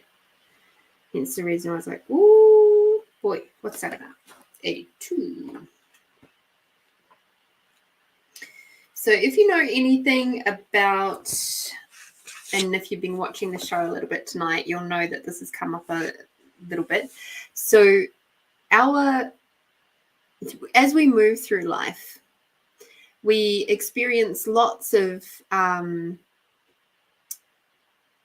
energies, and these come in the forms of emotions and experiences, and those energies, they come and they sit with our body, and sometimes we just let it pass straight through and it's no problems, and then there's other things that we will hold on to, but there's only so much our brain can take. So what happens is that it gets diverted down to other parts of our body depending on what it is. So hi Bella. So Steve, just have a listen to these possible emotions and things, elements that could be happening in your world, because I'll give you some clues as to what might be going on and what emotions and things that you have to have a look at and process and heal. Okay. So for your liver, we've got irrational frustration, aggression, rage, guilt, fear, desire to inflict self-punishment and sabotage your progress, constant inner struggle and conflict, difficulty in making decisions, often likes to find fault and blame in others, inclined to act like a victim with the poor me attitude, overlooks other people's advice and suggestions, difficulty forgiving and letting go, trouble sleeping, relaxing, and trusting. So just have a little look at that. And the colors, if you'd like to try and work with these things, is green and yellow. So you can imagine like green and yellow going through your liver and just cleaning up and clearing it up and releasing some of those energies. The emotions, the core emotions to work with would be stress, fear, frustration, anger, and guilt. Okay. If you want to learn and know more, if this is the book, The Secret Language of Your Body by Ina Segal. I'm not affiliated. It's not a sponsor. No, nothing. I have used this book to heal precancerous cells in my cervix many, many years ago now. And they've never, ever come back. Never, ever had another problem with that. Okay. Cool. So if you want to learn how to do healing on yourself, that's a bloody good book for that. All right. So now let's have a look and see what 77 is for you. Patience, my girl. If he is supposed to be yours, then he will be. You have made the connection over distance already. He loves you with all of his heart and body and soul. He will do almost anything to talk and be with you. So he has some things he needs to sort. You know, this year is about patience. This is another instance, another lesson. Breathe. Feel the love and the warmth because it is true. Trust it. Trust in yourself. Trust what has been said before is true. Righty-ho, that one was really easy. Steve, this is to do with you and your body. This poem is about you trusting you. It's about you learning how to communicate with your body. It is about the fact that at the moment it feels like for your body that it's communicating to you over a really, really far away distance. It's like you're disconnected from yourself. And it's trying to say, hey, I can help here. I can show you what's going on, and I can show you why things are a bit wonky and wobbly. You have to listen, though. You have to learn to interpret me.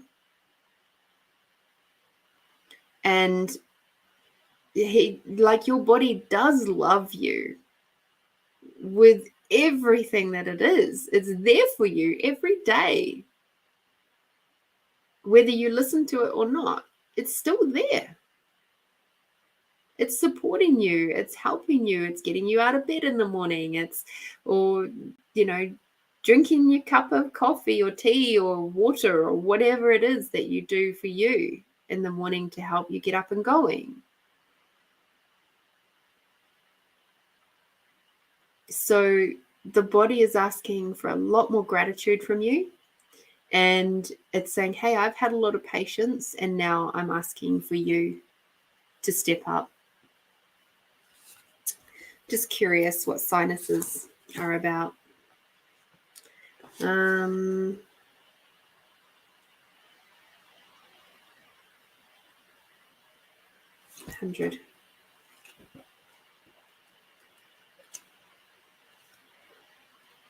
And 100.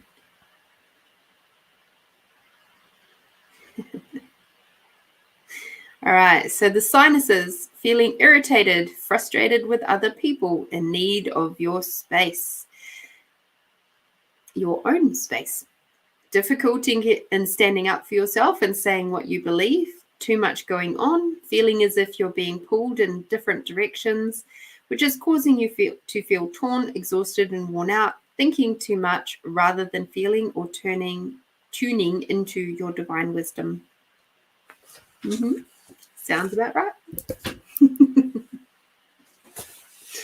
Hope that helps, Steve. And thank you for tuning in. I'm very grateful to have you here on Find You Fridays. And like I said, perfect example of how two people choosing the exact same poem can show up some really different stuff. Anna.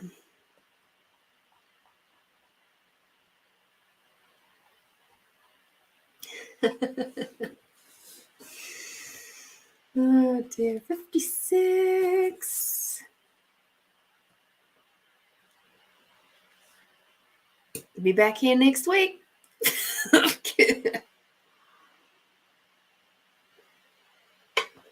Same bat time, same bat place, because I'm old enough for that one too. Me hearties. Alrighty, Anna. You are the love of my life and my rock. You are the one who makes me laugh even when I'm crying. You are the one that I trust when everyone else is against me. You are my heart. You are my companion. You are my soul, and I love you.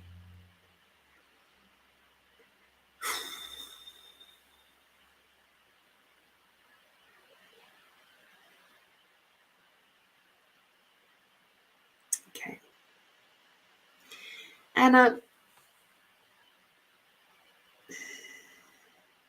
I'm just going to read the blurb underneath because I think that actually tells you what you require to know from this one.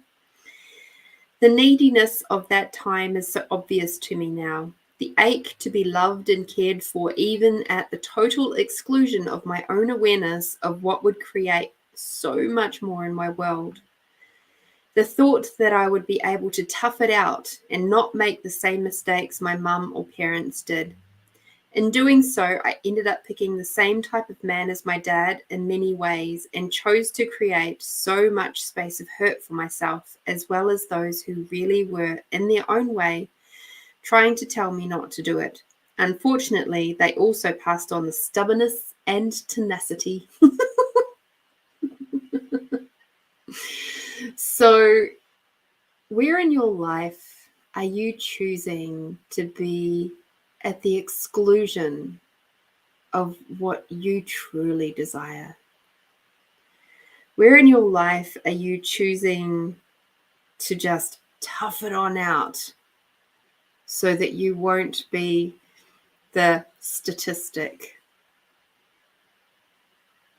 of, the person who is at the end of another relationship or another divorce or, whatever it is true for you?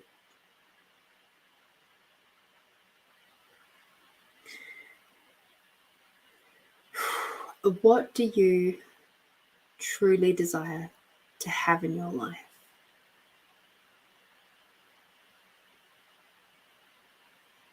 What is it that you truly, if you could have anything in your world, anything at all, and it's not money related, it's not possessions related, what would you choose? Do you even know? I'm not sure. Right? You say happiness. Cool. What does happiness look like to you? How does that, when you think about happiness, what comes up for you? You don't have to put that in the chat. This is something that, this is what this is asking for. It's asking for you to find the love of your life being in you first. And you don't have to be 100% fully like, oh my God, I've got everything, I'm rocking it, to be able to welcome in somebody who is your most aligned partner, because we are never ever fully healed. Unfortunately, there's still so much work to do, and our most aligned partner are the people that are going to activate us and make us look at and reflect on our own shit.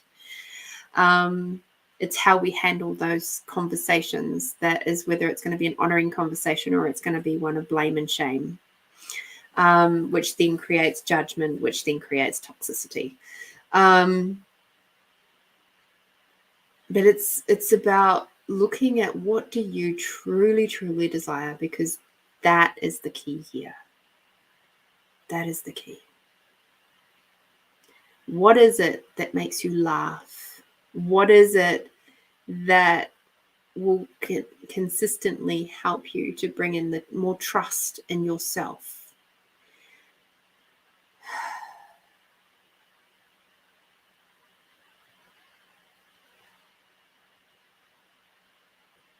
What do you require to feel like you have as, the rock of your life?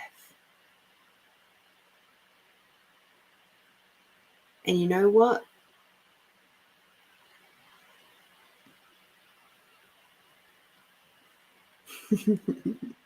I'm not friends with toxic relationships. I make myself laugh. Good. I make myself laugh all the time. It's great. Laughter is some of the best medicine. So the other thing that was just sticking out here is the stuff around your parents. Where are you resisting and reacting to stuff from your parents? Okay. Have a look at that. Do some journaling around that. Do some digging. Do some healing, release work around that. Okay. This week is going to be a bumpy one. Remember, people? Bumpy, dumpy, dumpy. And it's going to make you look at your shit. So that's what's coming up. Christine, hopefully you're still floating around. 23 for you.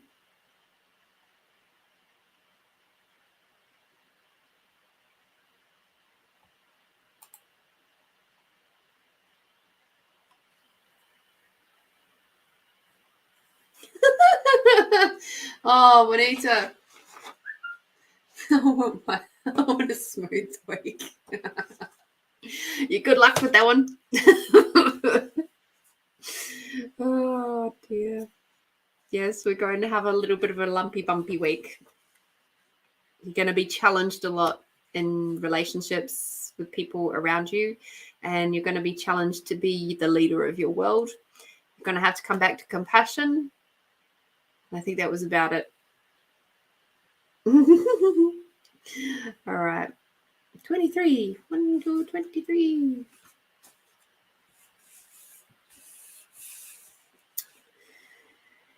Okay. Sweet M. You bring sunshine to my tears and laughter to my mouth. You are one of the few who will stay with my heart and memory for always. And the blurb says, the handsome young man who showed me men can be beautiful, kind, compassionate, fun, and sensual. Playing with the word love for the first time again in written form, testing it out and seeing how it felt. It was good. So, Christine, this is a little poem saying it is possible to have a man in your world or a partner in your world that does bring sunshine to the tears and laughter to your mouth, and that will bring that compassion and kindness and the beauty and all that sensuality that you're looking for. They are out there, definitely are out there. And and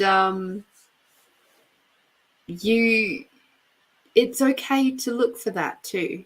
It's okay not to settle for what's not that in your world. I desire for you to have your most aligned, most delicious, most sensual, kind, compassionate partner that you could possibly have. Somebody who's there to build you up and expand with you and grow with you and be that yumminess that I know that you desire. and to, come on adventures with you and do all of those sorts of things. They do exist. To get to that person, though, we have to create space. And by creating spaces, both physically and emotionally, with our belief systems, with our thought processes, and, the points of views that we're running on subconsciously. And that takes a while. It takes a lot of work. But you get the right coach, the right person to take you on that journey. Amazing.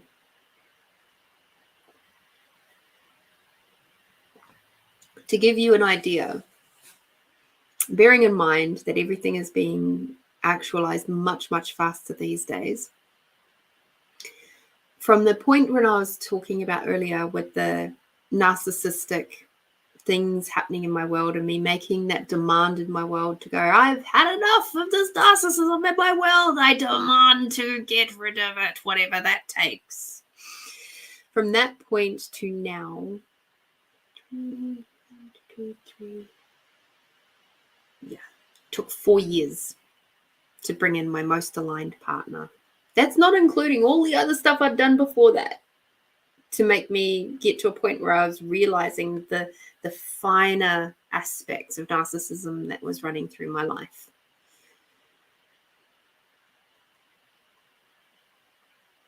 Four years. It's a long time. Yet, Alex is my most aligned partner. He's the first person in my world who I've ever felt like I could relax with. The first person in my world that says it's okay to relax. The first person in my world where I don't feel like I have to walk around on eggshells. He's the first person in my world, and I mean that, in my world. The only other person that I've ever had that with was my granddad. As far as a male figure in my world or an intimate partner, not that my granddad was an intimate partner, just FYI. I might have been raised in the country, but we weren't from Tasmania.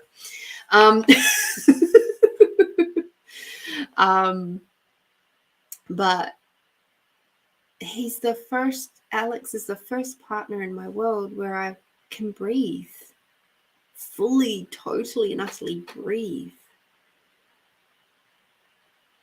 And I had no idea that it could be possible to have that much freedom, that much lightness, that much space, just to be. And so with that, we challenge each other often, and we have big conversations about stuff because we're both talkers. We love to talk, and we love to talk our stuff out. And sometimes we've got to take a couple of days before we can talk stuff out, but that's okay. That's okay too. I wish for any and all of you out there who are desiring to have your most aligned partner, if you haven't got them already, I desire for you to have that, to go on that journey.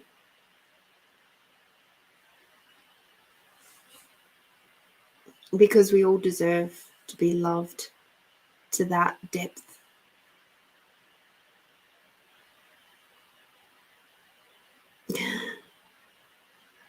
Just catching the chat. My children started with Juanita. My children started early this week, preparing me for the following week. I'm happy to share my bumps. Christine, I think you're right there. And narcissistic side of me within me that is drawing in these narcissists and need a detox. Yeah.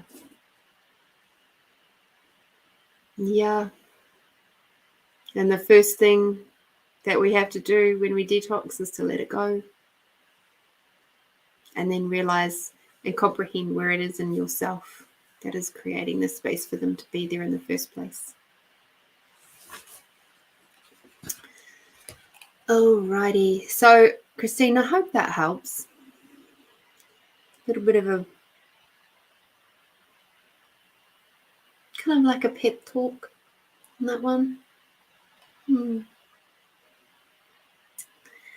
And Melinda, of course you can have one. Of course, of course, of course. I think I caught all of that.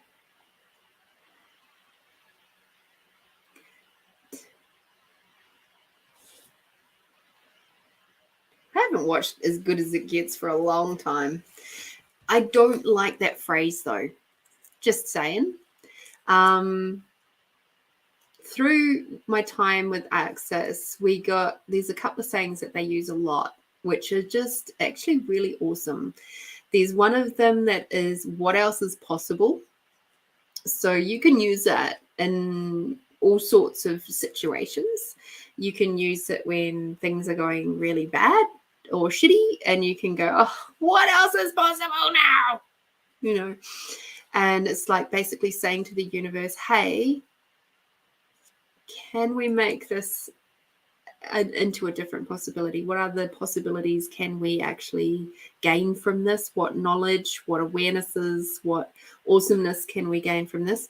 The other one that they use is, how does it get any better than this or that?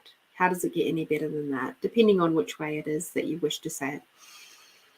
And it's a very similar vibe to it, but it's like, it's so funny when you say, oh, somebody gives you some good news or something awesome that's happened in their life. And you go, wow, how does it get any better than that? And they go, oh, it doesn't get any better than that. And I'm like, no, don't say that. Because you just cut off all those possibilities of having even more awesomeness in your world. Don't do that.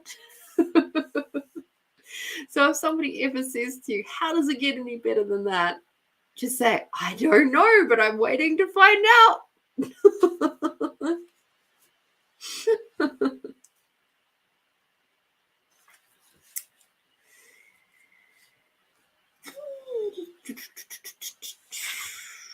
Alrighty. Yes, our words are very powerful, and especially now. Melinda, 28. My heart. It is lonely without you. I wish you were here. Your voice is soothing this feeling inside, making me smile, giving me a warm feeling, which is bringing a tear to my eye.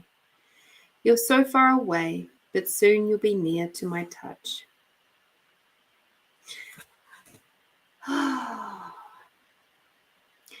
When we are coming up to a bio upgrade, one of the big signs that is going to be happening is a feeling of loneliness and grief.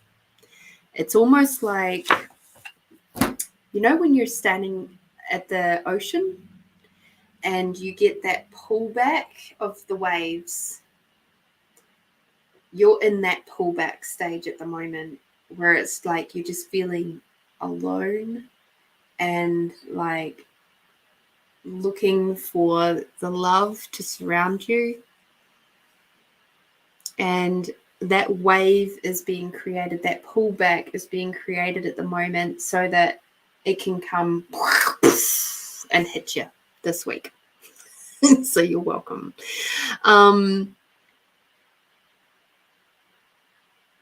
This is one of the ways that the universe gives us to it's like those moments of feeling like you're a bit homesick, or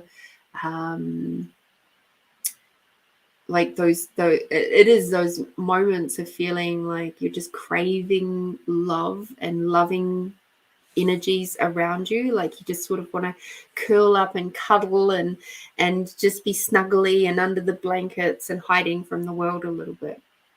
But at the same time, you just wish for somebody to give you a big hug and to be with you and to check in with you and all those sorts of things. So this week, I know you have a few friends in the chat here. This week, for all your friends in the chat, send Melinda some love hearts this week on chat and let her know that you love her and that you're caring about her. If she doesn't reply, that's totally okay, because she's probably in the depths of her upgrade. And when we're in the depths of an upgrade, it is tricky to respond sometimes, because you just don't know how to put into words what you're going through. So this is my request to Melinda's friends in the chat. Please send her some love this week. She's going to need it. Or require it, I should say. This stage she's needing it. Next week she's going to require it. And it doesn't have to be anything more than a love heart emoji. That's it. That's all you have to do. And it's like, that'll be enough to keep her knowing that your love is there and she's with you. Okay, and you're with her. So coordinate that however you like. Yeah, bio upgrades can be a bit rough sometimes. All right. You're welcome, Melinda. Your team's around you, and just be aware that as you go through this, to breathe in. Connecting in with Mother Earth is going to be really, really important for you this week. Do loads and loads of pampering, like have the things that are nice and make you feel comforted around you. Like prepare this weekend things like food that bring you comfort, and highly nutritious stuff as well. That's going to be really important. And what else? They say chocolate. Make sure you get your most favorite chocolate and have a bit of that floating around, because you're going to need that too.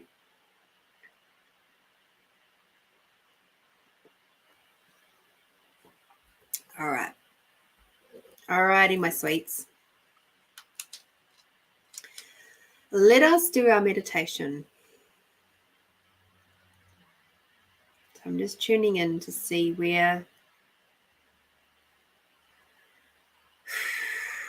does our teams wish us to be this week.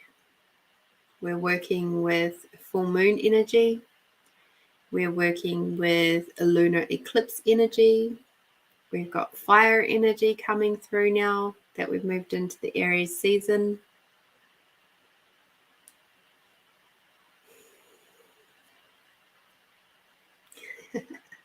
You'll need to save some for the week. Yeah. Because there'll be a point where you won't want to go out of the house. You'll be too tired.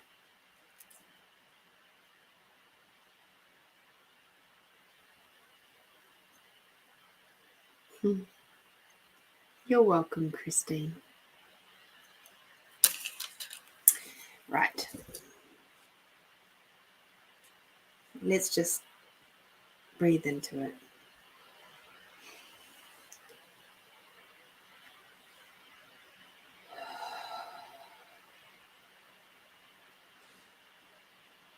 Okay, big deep breath in, my friends.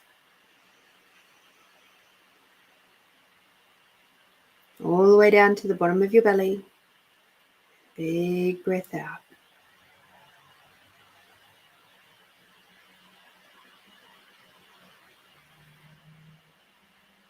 Another big deep breath in.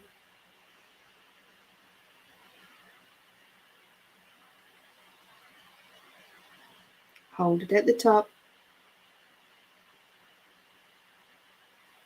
Big breath out.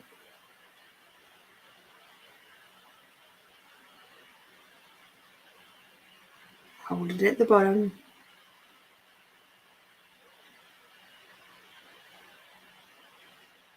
Another big breath in.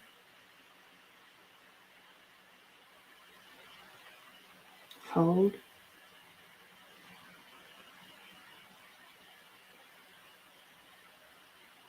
Breathing out.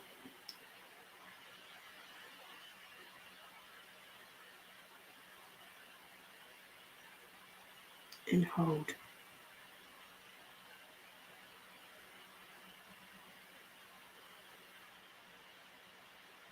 This time as you breathe in, bringing up Mother Earth energy with you. And as you breathe out, bring Father Sky energy down through your entire body.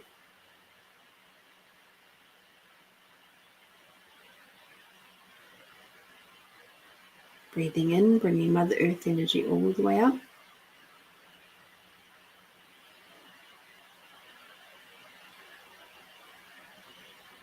And breathing out, bringing Father Sky energy all the way down. And this time as you breathe in Mother Earth, bring up the unconditional love from Source through the Mother Earth all the way up your body.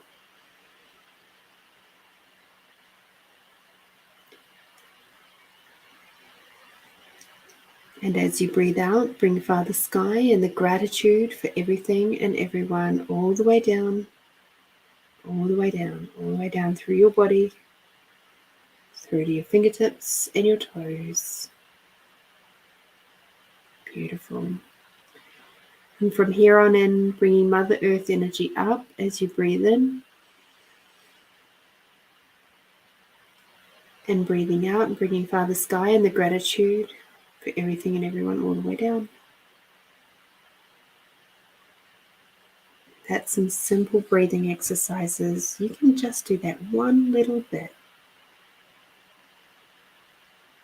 And that will help to calm the body, to calm the mind, and to gently make that switch over between cortisol and dopamine.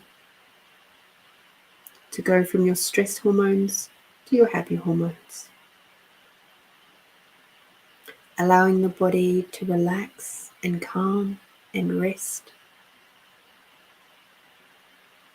To recuperate and regenerate.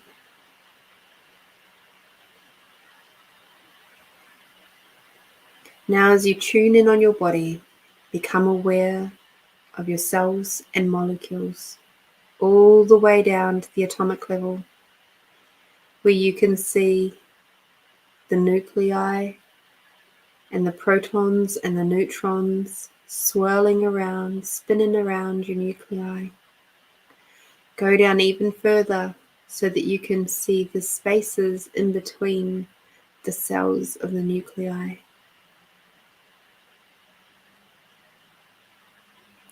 In this zoomed in space, you get to see that you are indeed 99.999% space.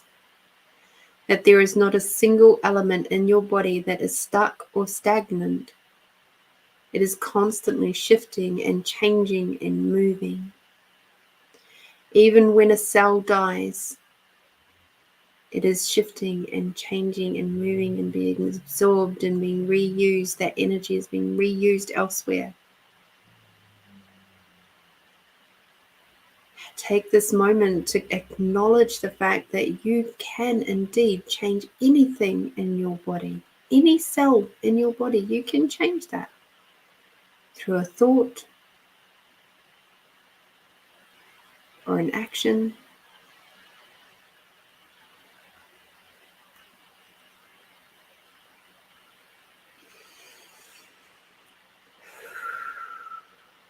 And now expanding out your awareness.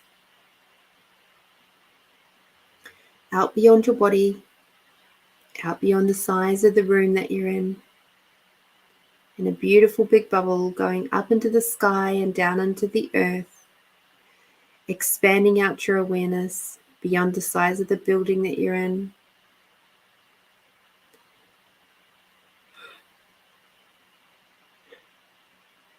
Expanding out your awareness out beyond the size of the country that you're in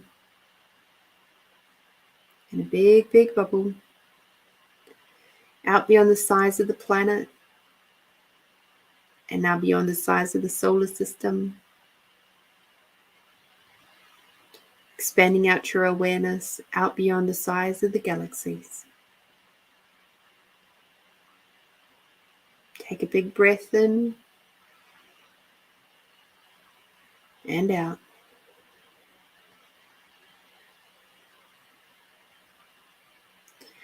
And now as you focus on your body once more, you may have already begun to feel a little bit lightheaded, and that's totally normal.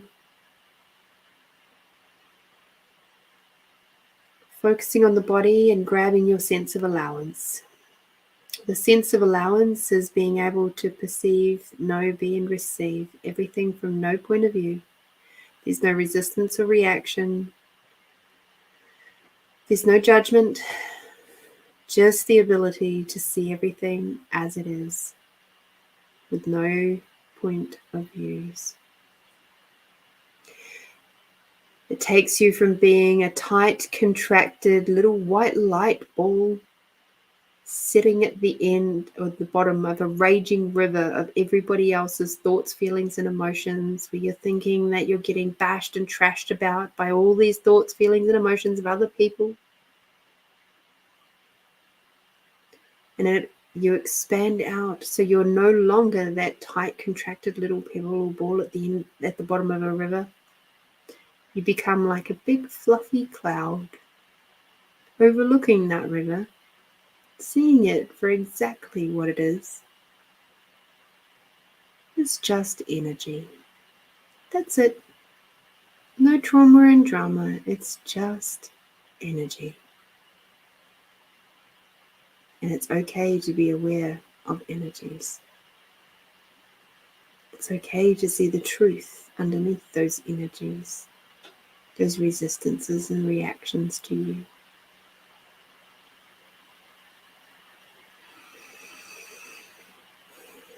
It's time to expand out your allowance. Expand it out beyond your body. Expanding out your allowance in a big bubble up into the sky, down into the earth, beyond the size of the building that you're in, beyond the size of the country that you're in. Expanding out your allowance beyond the size of the planet, beyond the size of the solar system, beyond the size of the galaxies, and now beyond the size of the universes. And now you might be feeling a little bit of tension in your body. It's okay, because it's all going to disappear in a moment.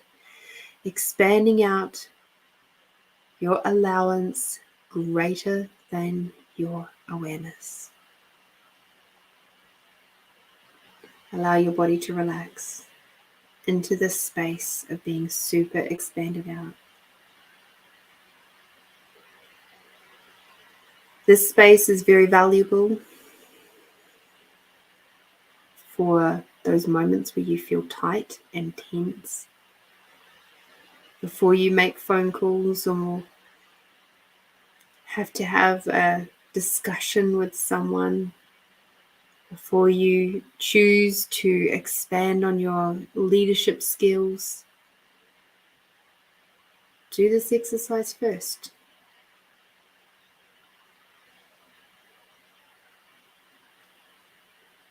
Beautiful.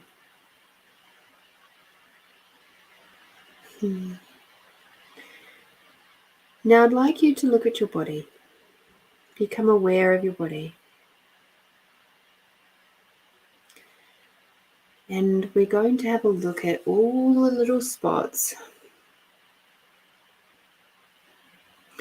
that are preventing you from being fully, magically, wonderfully you. All the spaces and places, the points of views and the belief systems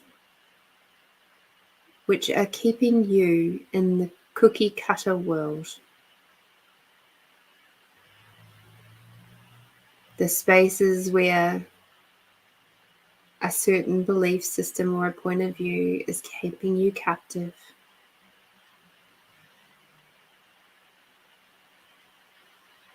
Maybe it is to do with you don't deserve love, or perhaps it's to do with you don't deserve to have enough, like that much money. Perhaps it's at the other end of the scale where you feel a pressure to look a certain way or to behave a certain way, just so that you fit into everybody else's cookie cutter world. What if none of that is true?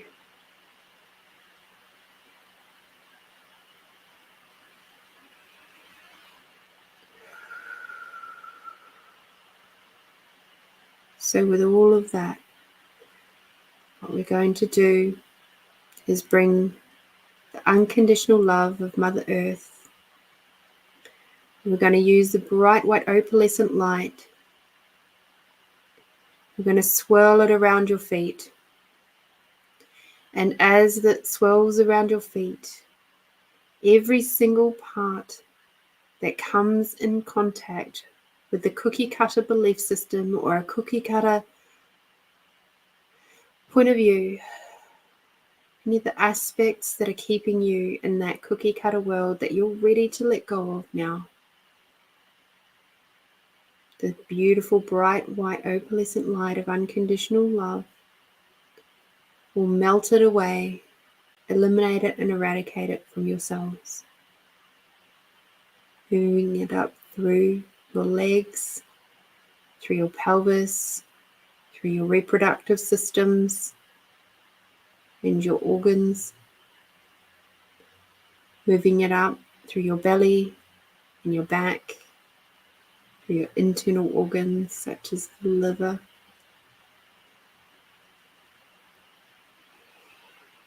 moving that beautiful bright white light up through your heart space, where it's eliminating and eradicating and melting away all of those beautiful points of views that have, quote unquote, kept you safe all these years, the things that are now ready to let go of, the things that are preventing you from being the leader of your own life, the dominant entity of your life. All those aspects which are keeping you chained to a life where you're not happy and could not even figure out what would make you happy. All of those are now disappearing. Whatever you're ready and willing to let go of, they're melting away now. Melting away as energy back to Mother Earth, so it can be used for something that is more productive, proactive, delicious, and yummy.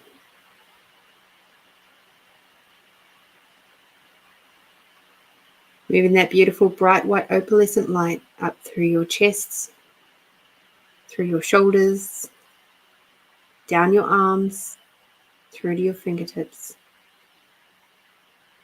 through your throat and your neck,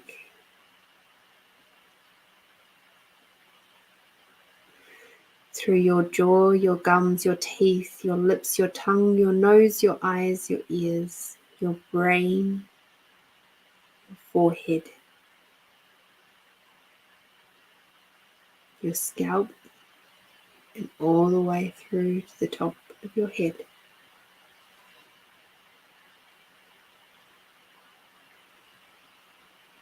Take a big deep breath in and out. Expanding out that beautiful bright white opalescent light out beyond your body,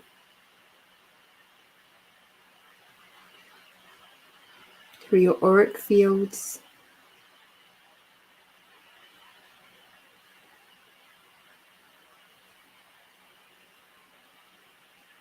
and up into the sky and down into the earth, and just feel that beautiful contribution through your entire body.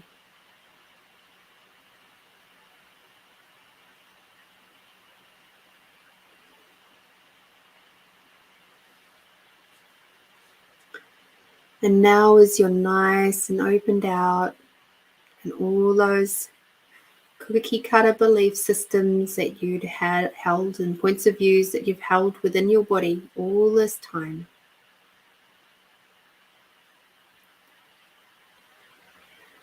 Now ask that your most aligned belief systems now be downloaded. If you would like them, please say yes.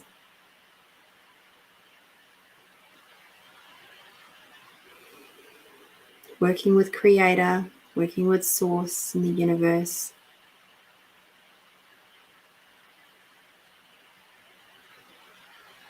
So let's work on the belief system of I am the leader in my reality. I know what it feels like, and I know how to live each and every single day being the leader of my life and my reality.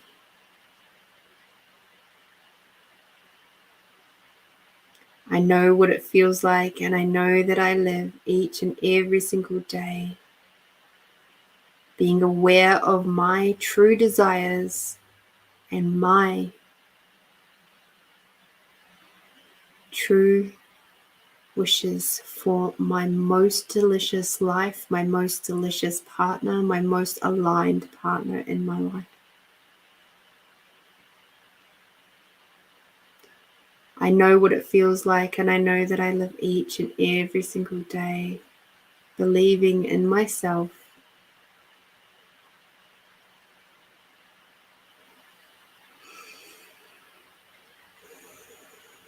and living with the juicy deliciousness of my most expanded, amazing life.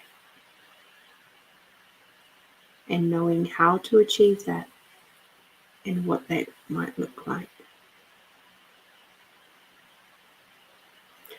Thank you. It is done. It is done. It is done. Please take a big deep breath in now. And breathing out. And now imagine that you're standing underneath a big, huge, massive, crystalline waterfall. And the water is flowing over and through your body, washing away any other little fragments from your body, from your chakras, from your auric fields that are no longer desiring to be there. And now stepping out onto that lovely big warm river rock of Mother Earth. Once again, we're going to be doing the breathing. So breathe in, bringing Mother Earth energy all the way up through your body. Breathing out, bringing Father Sky energy all the way down. Do this to rebalance the masculine and feminine energies within. Breathing in all the Mother Earth and the unconditional love energy.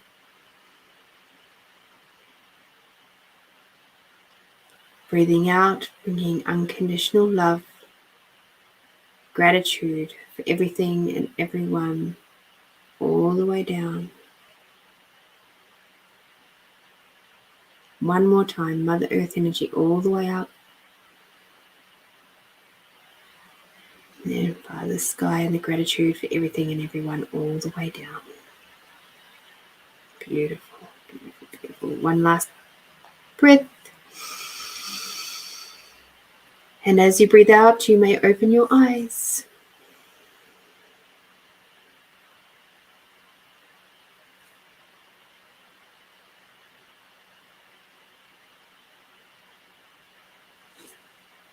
Beautiful.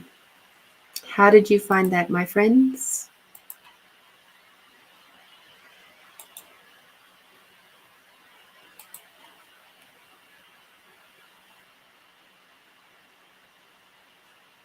Okay.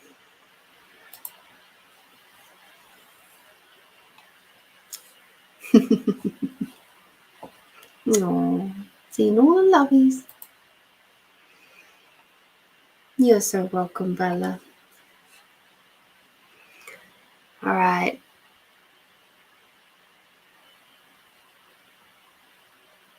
Beautiful, Juanita.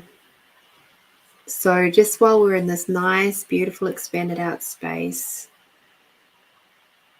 see if I can tap in.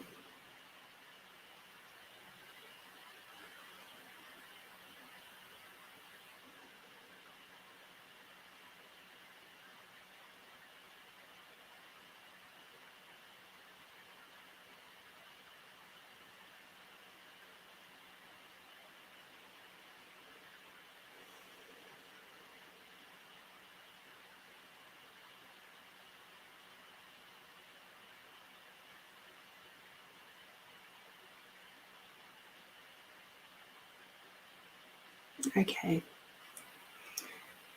Oh, thank you guys.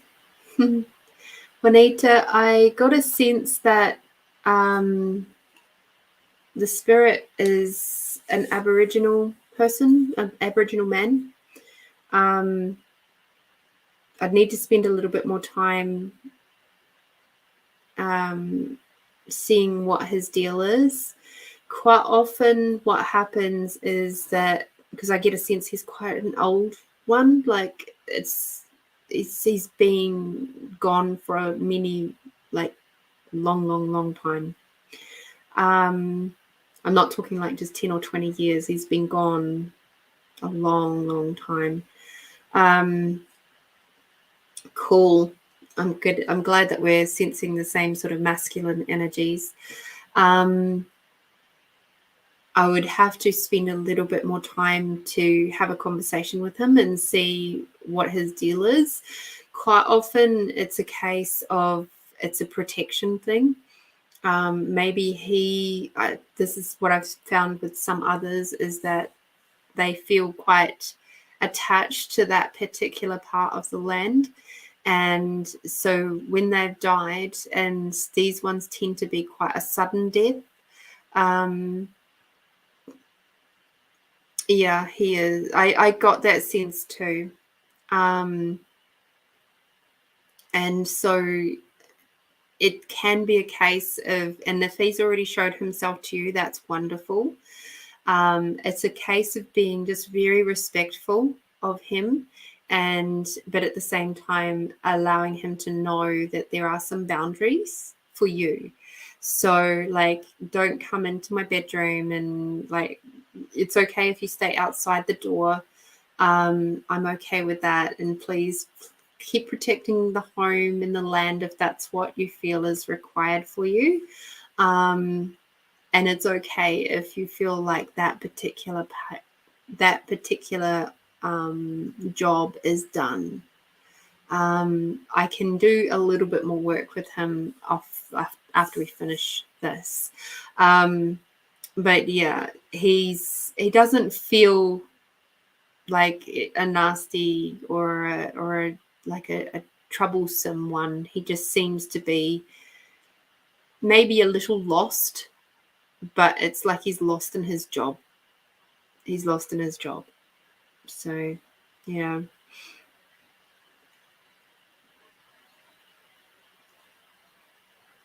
Okay, hang on.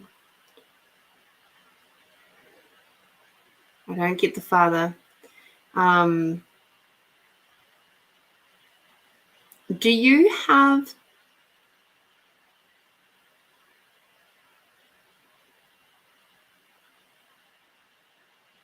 have any Aboriginal blood in your family lines there anywhere?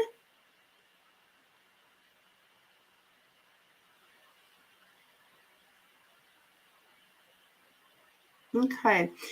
So let me just check with him.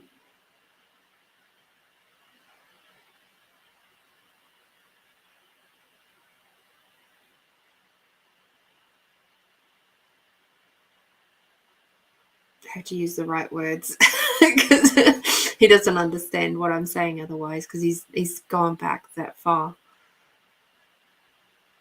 I'm getting a yes. So he is a family member, but from way back. back to pure blood times, as in before white man, but it was at the hands of white man that he died.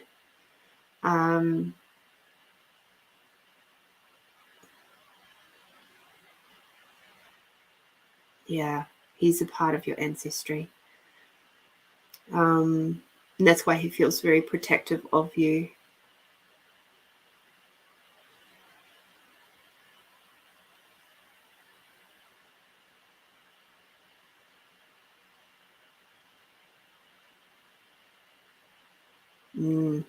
I'm not good with the tribes because I'm not Australian. But what I would suggest you do is quite clearly your skills are there already. What I would do is I would actually see if you can get a list, or even better, like a map of tribal country, like where the tribal areas are. And bearing in mind they traveled a lot, so but have a look, and just, you can even perhaps even use your pendulum if you've got one of those. You can use your hand. Ask him to guide you to which tribe he belonged to, and he can show you. And that will be the best way. Ask him to do that. And it's not channeling it's or anything like that. It's, you're just allowing him to show you, and you can use your awareness. I would recommend perhaps doing that like on where he likes to sit. I think it's at the front door or at the front step or porch or something like that. And I get a sense that you're going to need to sit on the ground to do that with him, because that's where he's comfy. Okay. So hopefully you can work with that. Yeah.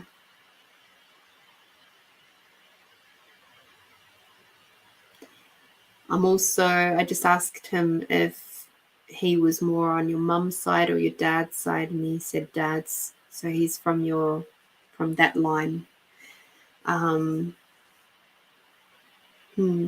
Interesting. I love this stuff. I feel quite honored when I get to commune with the ancestors.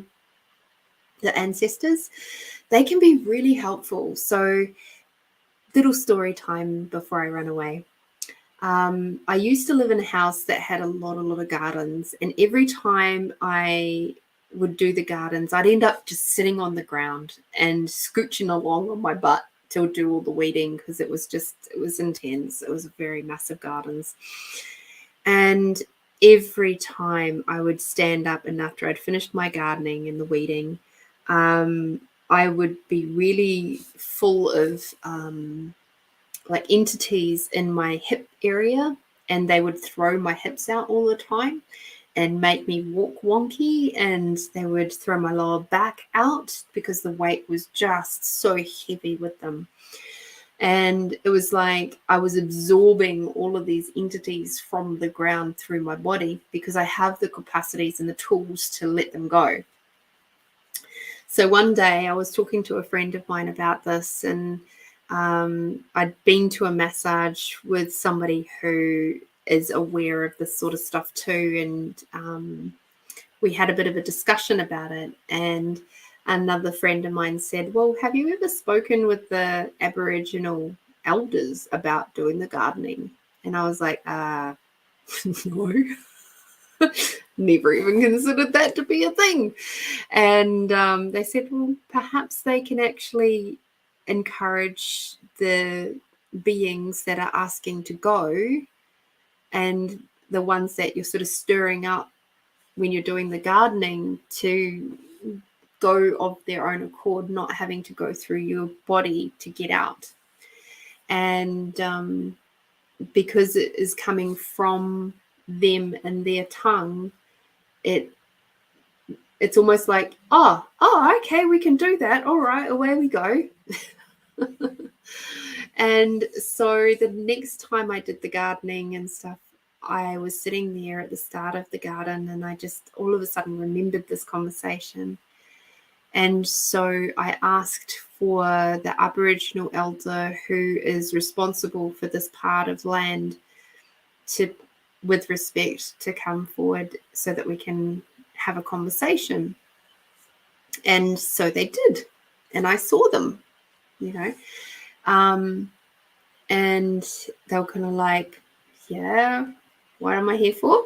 And I was just like, you know, I have to do this weeding, and I would really like to be able to do it without the tribe coming through my body.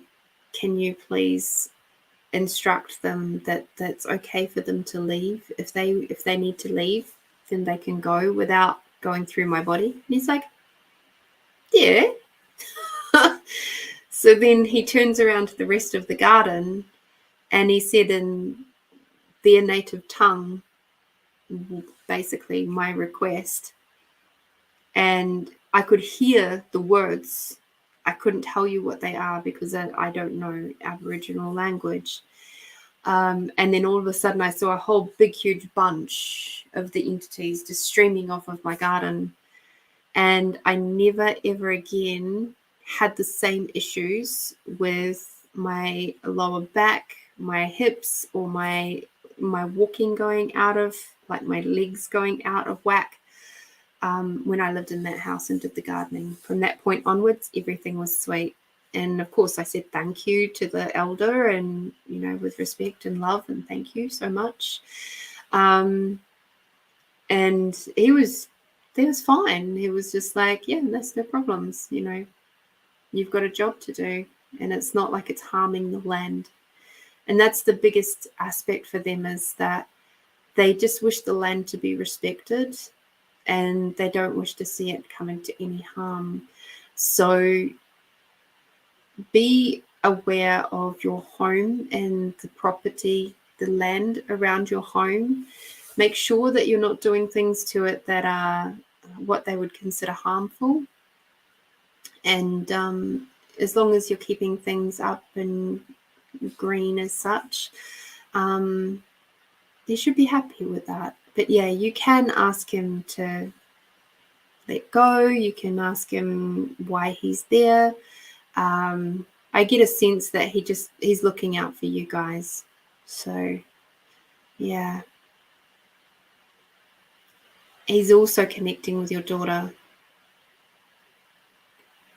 He's giving her information, ancestral information, because she's still open to that at this stage.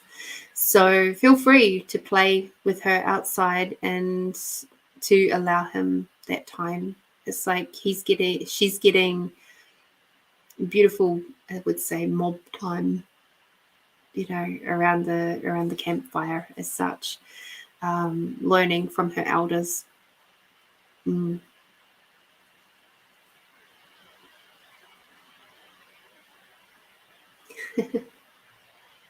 Oh, yeah, because he loves animals. That's a beautiful thing. I wonder how the cat loves him.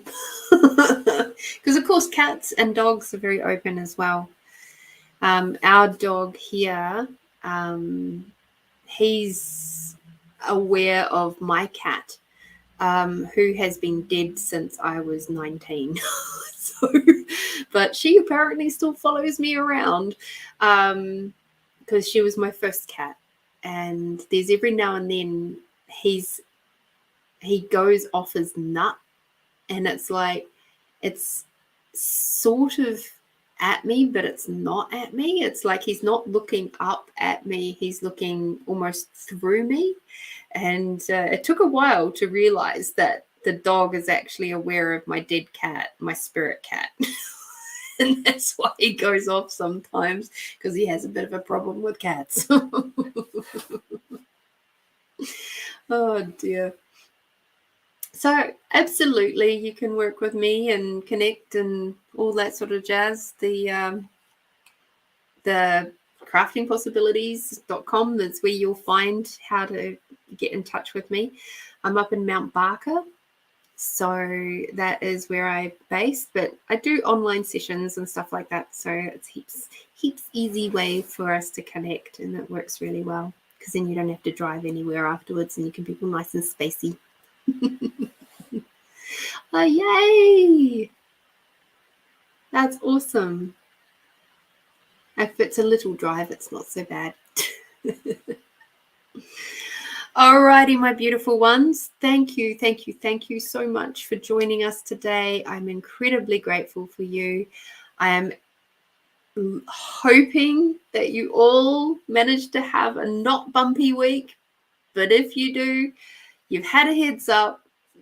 Please keep coming back to the compassion, come back to your heart space, come back to where you come back to that place in your mind where you go, if I was talking with my best friend, would I say it that way? Would I act that way? When you're driving and you feel the frustration because you've got somebody tailgating you, breathe. Come back down to the bottom of your belly. Breathe. And ask what else is possible here. One of the other things that I found that works really, really well in those situations is to use the Ho'oponopono. Even if you just say, I love you, I love you, I love you, I love you. In your head. And they'll back off. They'll move into a different lane. It's really curious. The road will open in front of you. It's so cool. Use the expanding out tool, my friends. Get out there. Be bold. Be brave. Be you, beautiful ones. Do something tasty for yourself over this weekend because you're going to need it. Oh dear, I don't care what it is. Just do something really yummy for yourself. Do something yummy and nurturing and nourishing for you. Until next week, have fun. And I'll see you soon. Bye-bye.